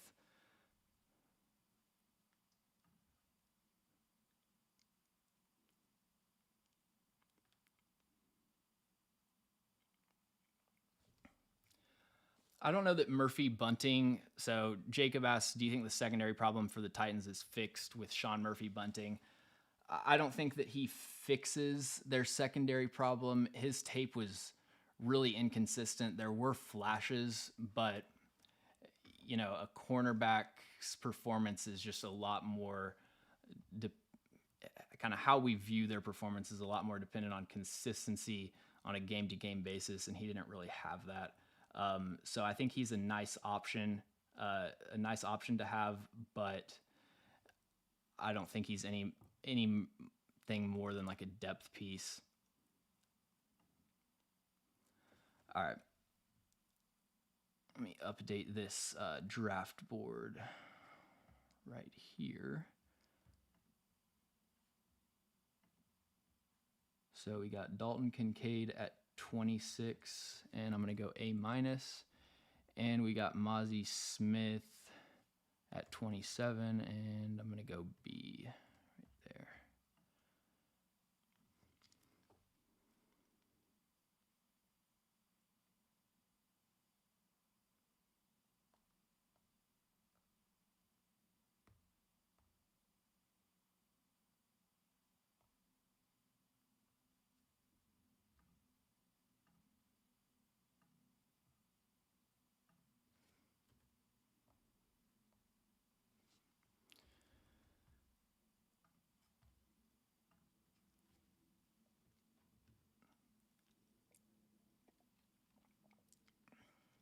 I like I like the fit with Darnell Washington to the Titans. Um, he just he's the best run blocking tight end that I've ever evaluated. He watching him play, it looks like he would have been like an average offensive tackle for some mid level FBS team. He honestly I think if you added 20-30 pounds to him, I mean I think that he could project as a high end tackle, and so the immediate upgrade to your run game is great. My only question is like how much value does that really give you compared with a player that might offer more as a receiver? Because I just don't think that Darnell Washington is ever going to be someone that wins by creating separation as a route runner. He just doesn't have that shiftiness and quickness out of his breaks, and he's big enough that I think he can kind of naturally be a contested catch red zone threat, but doesn't really have the ability to jump. You see that in his vertical, and you see that when he's trying to high point the ball. He can't really elevate and attack the ball in the air, and so his role and the ways that you're going to be able to get him the ball in your offense are kind of limited. And I don't know that I ever see him being more than an 800 yard per year, receiver at the tight end position. So, I would probably pass on him in the second. I think he's more of a third round player, especially if you're talking about the 41st pick. I think that's too high for Darnell Washington to me.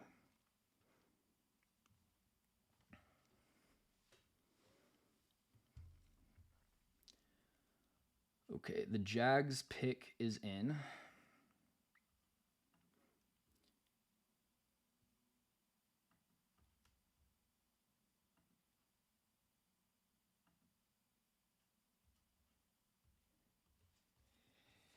And they're not going to take Will Levis. I think Miles Murphy would probably be my guess. He fits their mold of edge rusher, and he's got the length, the explosiveness, the bend, really complete player athletically, but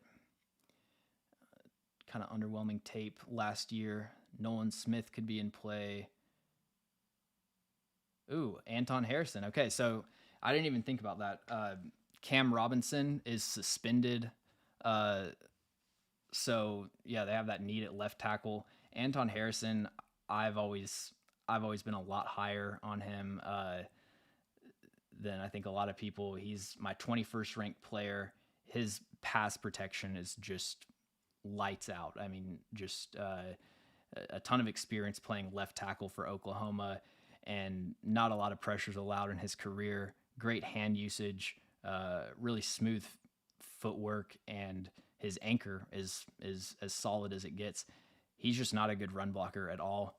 He has kind of an upright build, and that really prevents him from establishing the leverage that you need as a run blocker. But I think he's one of the best pass protectors in this class, and he can just shut down pass rushers' counters, their first, second, and third move, and he's going to be a great long-term option to protect Trevor Lawrence's blind side. So to me, that's another B, I think. Yeah.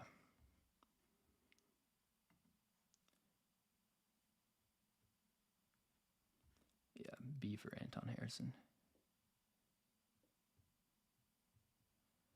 All right, so if Will Levis is going to be a first-round pick, he's running out of chances. Somebody's going to have to trade up for him.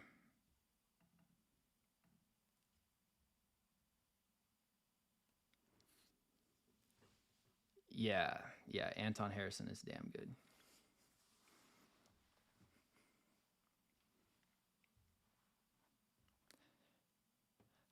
I wish there's no place that like has this stat or charts it or anything, but I probably watched 4 or 5 games of Anton Harrison, and I think pass rushers just in total were, if I had to guess, 0 for 12 on using spin moves against him. He has that ability to just throw up the outside hand to, block that arm bar and then slide his feet inside and mirror it.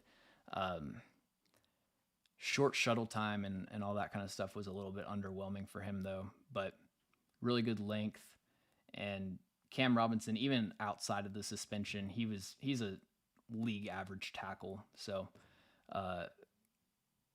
ideally you would want to upgrade that spot anyways.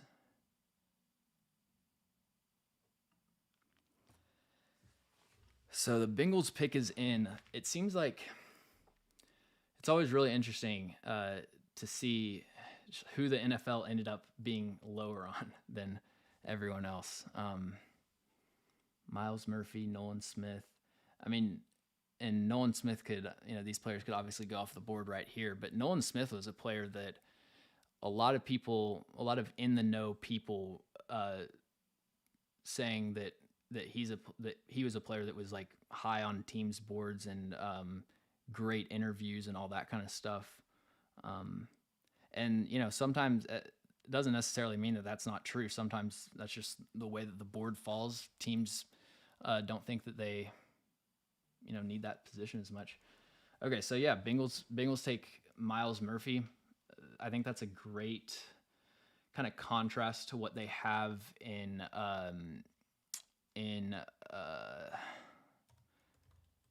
Trey Hendrickson.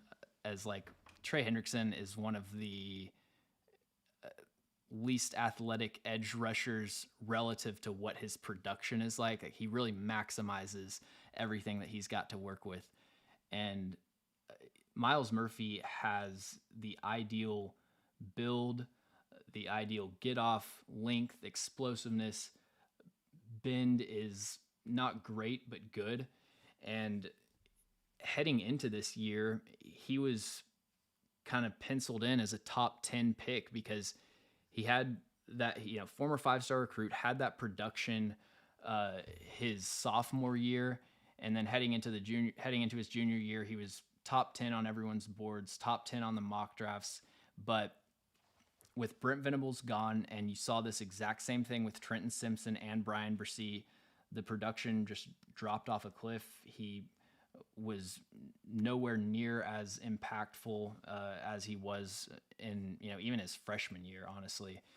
And so I understand why someone who just watched his 2022 tape would not be as high on him. That's initially what I did, and I had a second round grade. I'm like, how do people have this guy as the 8th best player? But then you watch him in 2021, and it's like, okay, I see the vision with Myles Murphy. I don't know what these people are like personally. So that's one element of the draft evaluation process where I just have I'm at a disadvantage compared to the NFL, right? Like I don't get to interview these guys. So I don't know what the circumstances were for that drop off in production, but a lot of times in 2022, you would see the first move fail, and then the rush just kind of stalls and he doesn't try to get into any counters. Whereas in 2021, he was willing to work into those counters, try the speed rush, gets flushed out, then work back to the inside counter, get the sack, that sort of thing. So with Myles Murphy, you're banking on the traits and you're banking on the production and the flashes that you saw from his sophomore year tape. But I think with the 29th pick, I think that's a steal. My 14th ranked player. And yeah, I think that's another A.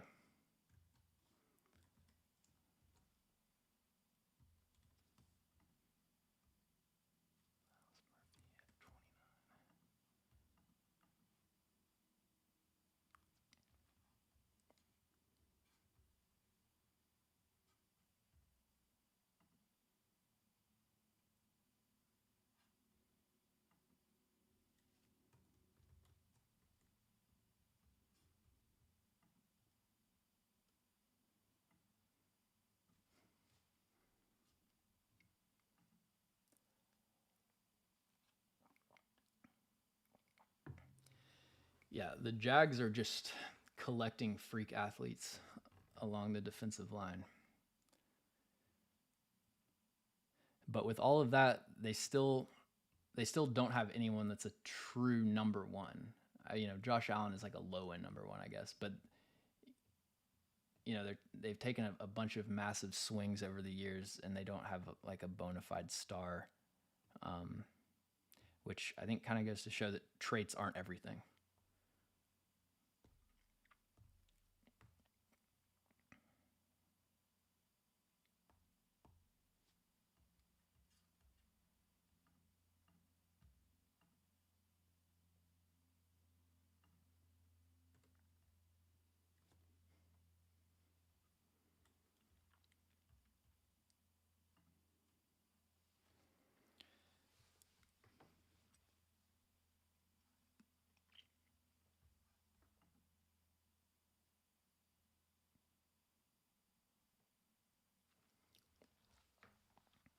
So the Saints at 30 could honestly go in any direction. Um, they're As someone that does mock drafts, they're one of the most difficult teams to mock for because they're always just trying to extend their window. It seems like a lot further than they need to be. You look at their roster; they need receiver. Michael Thomas is the opposite of a sure thing. Um, Probably, I mean, they have Derek Carr, so technically they have the quarterback position. They have someone to play quarterback, but I think Will Levis would be a good pick here. Um, they really need defensive line, so someone like Keanu Benton, Brian Bresee.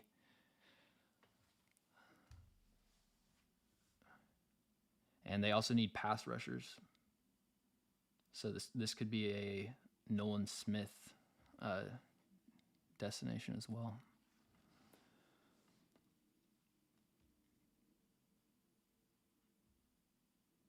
Brian Bresee. Okay. So Brian Bresee, kind of similar story to Miles Murphy, except different reasons. He was the former number one overall recruit in the class of 2020, I think, that or 2019. But former number one recruit, comes in as a freshman, shows the flashes that you would want to see, and then kind of builds on that. But then he was injured last year, or injured the year before last year, and then last year his film was just straight up not good. But there are a lot of extenuating circumstances where that makes sense. He lost his sister. He had a pretty serious illness that he was dealing with, and some injury problems. So he's the perfect example of a player that hasn't necessarily proven everything yet, but it's absolutely understandable why he hasn't. And as long as, when you get into those interviews with him, as long as you believe that he's a guy that's, going to put in the necessary work, I think the Saints could be getting a steal here as a guy that was formerly thought of as a top 10 caliber of player that's fallen just because he hasn't really, had the chance to put it on the field yet. So yeah, I think this is a solid pick. They really needed defensive line help. Pretty much had nothing going on there. And Bresee is my 36th ranked player, so technically this is a reach, But when you combine the need and the fact that, it's understandable why he hasn't put everything together yet. So I'm gonna go with a C plus for the Saints.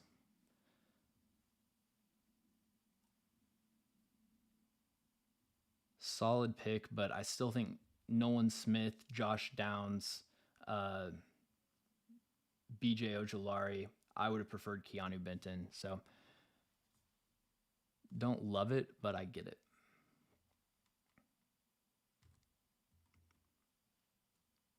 And probably one of the players that I'm going to be really rooting for the most in this class. Definitely.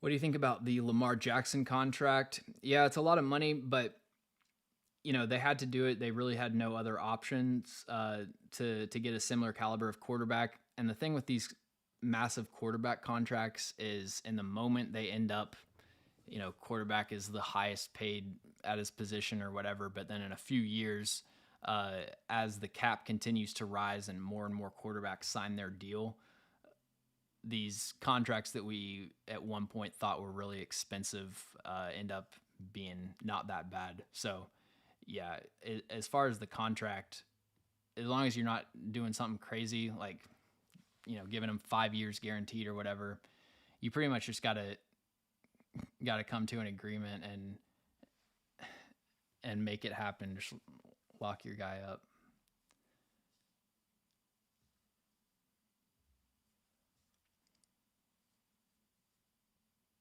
Could you imagine if the Eagles took Will Levis? Man.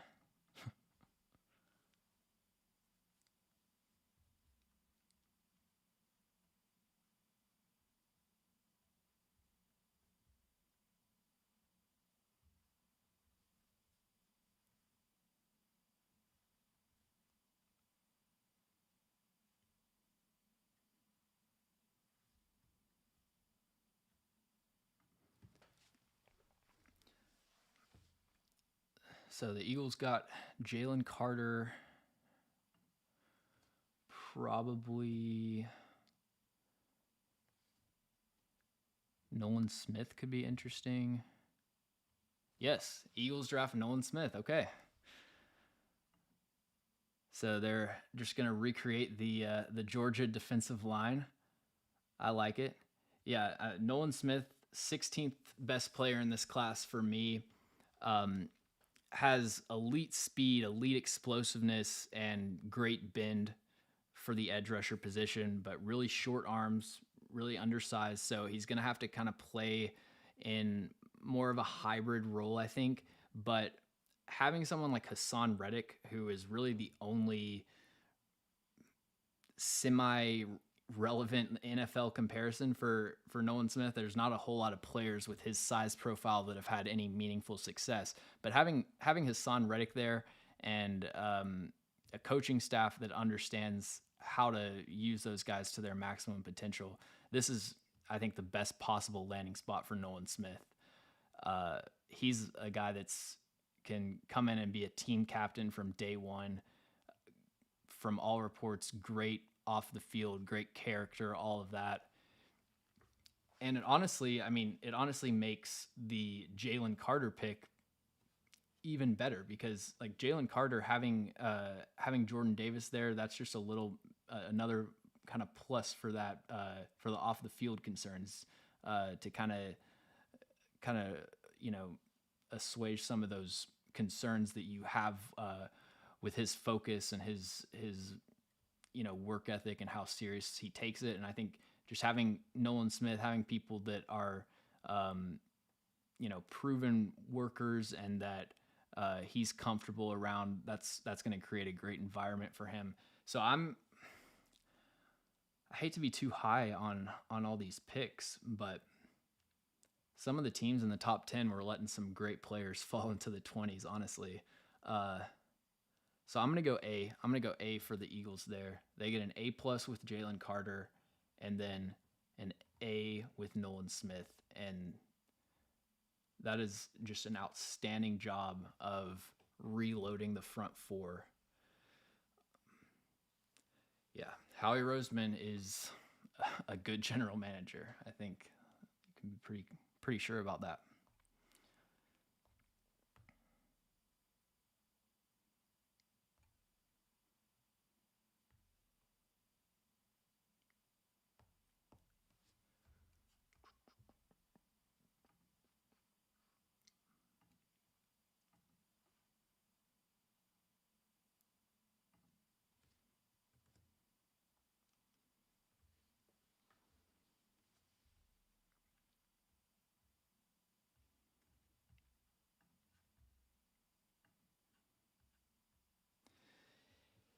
Yep, looks like Will Levis is going round 2.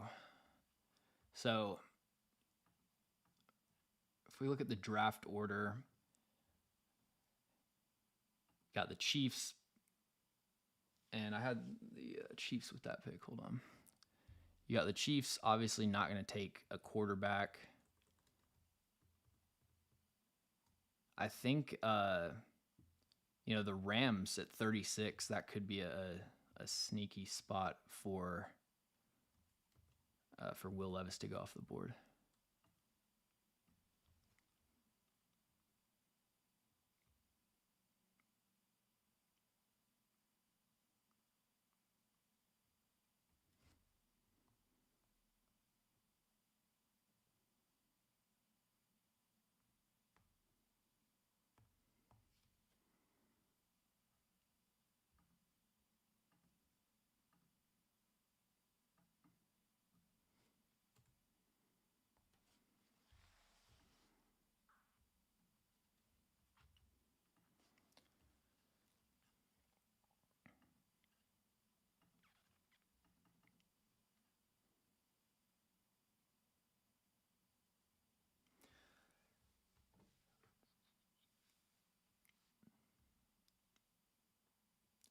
So the biggest winner I think is clearly the Eagles, as I just discussed. Other winners from today, I think the Seahawks, any team with 2 first-round picks, except the Lions, it's not hard to have a pretty good haul. But the Seahawks getting Jackson Smith-Njigba, Devin Witherspoon, that's a great pair there.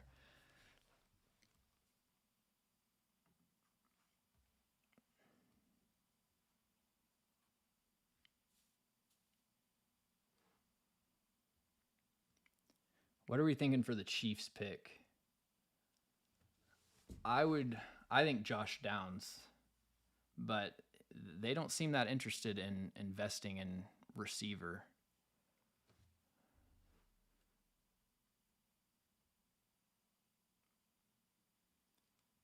BJ Ojolari. I think Josh Downs or BJ Ojolari would probably be the pick if I was doing it for them. Could also go with DeJuan Jones. Got Lucas Niang at right tackle. So DeJuan Jones could be an interesting fit.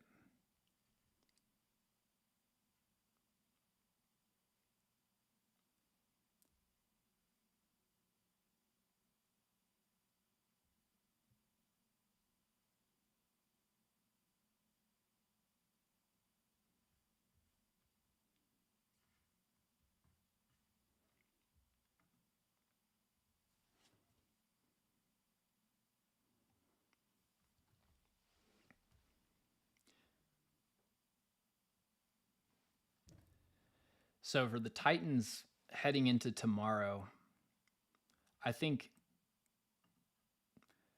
Will Levis, Josh Downs would probably be the two main guys that I would be targeting.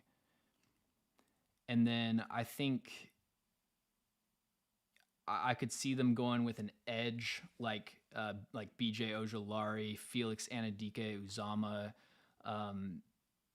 I could see them going tight end. I don't think Sam Laporta is the best fit. I really like him as a player, but kind of redundant with Chigakonkwo's skill set.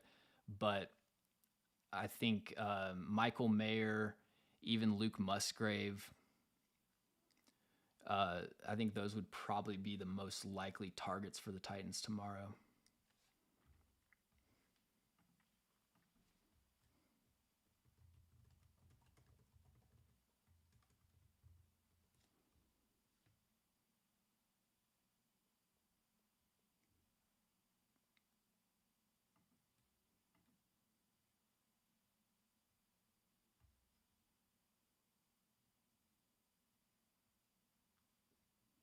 With the Eagles, it's almost like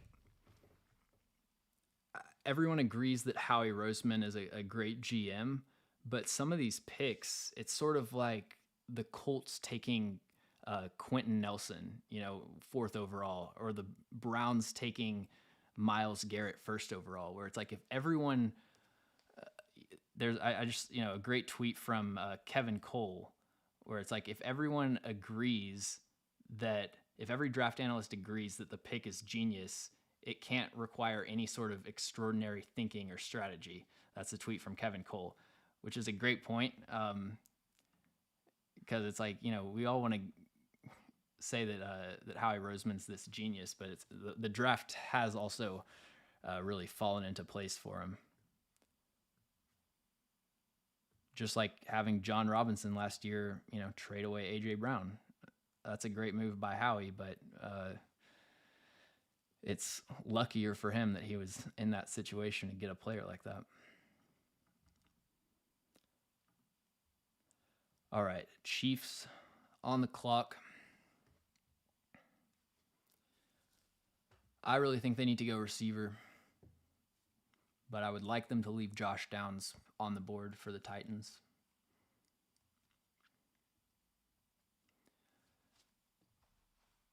They need another edge rusher. I think George Karlaftis is good, but his ceiling is number 2 pass rusher, high-end number 2 pass rusher. They could use a defensive lineman to get ready to replace Chris Jones in a few years. They're good at corner. Probably don't expect them to take safety. Although Brian Branch could be in play.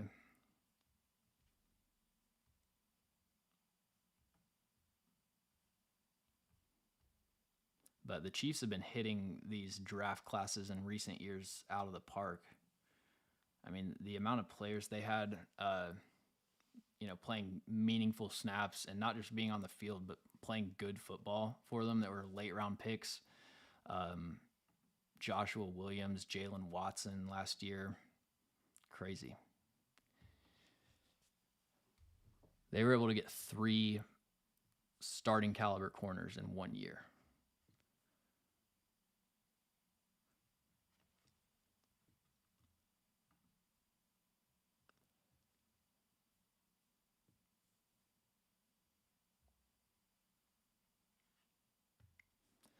All right, the Chiefs pick is in.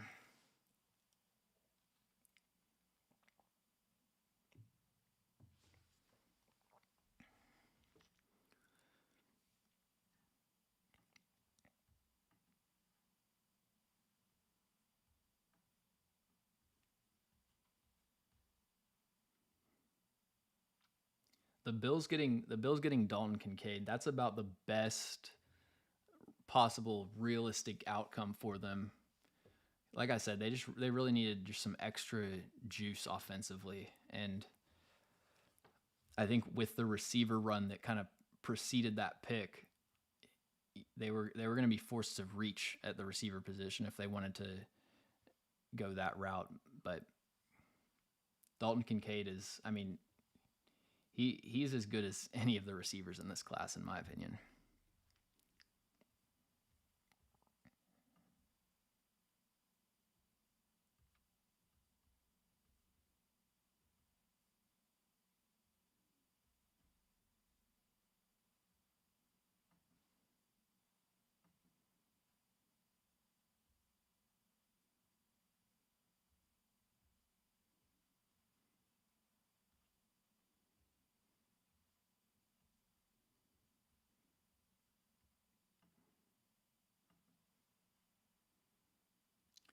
And the Chiefs take Felix Anudike-Uzomah. So Felix Anudike-Uzomah, Kansas State edge rusher, great motor and really great play strength as a pass rusher. Pretty much just winging it from a technique standpoint. He has a lot of moves that he uses, but not a ton that he uses with great success or really consistent technique. He's kind of more of an effort player at this point. Doesn't have great length, but he is explosive.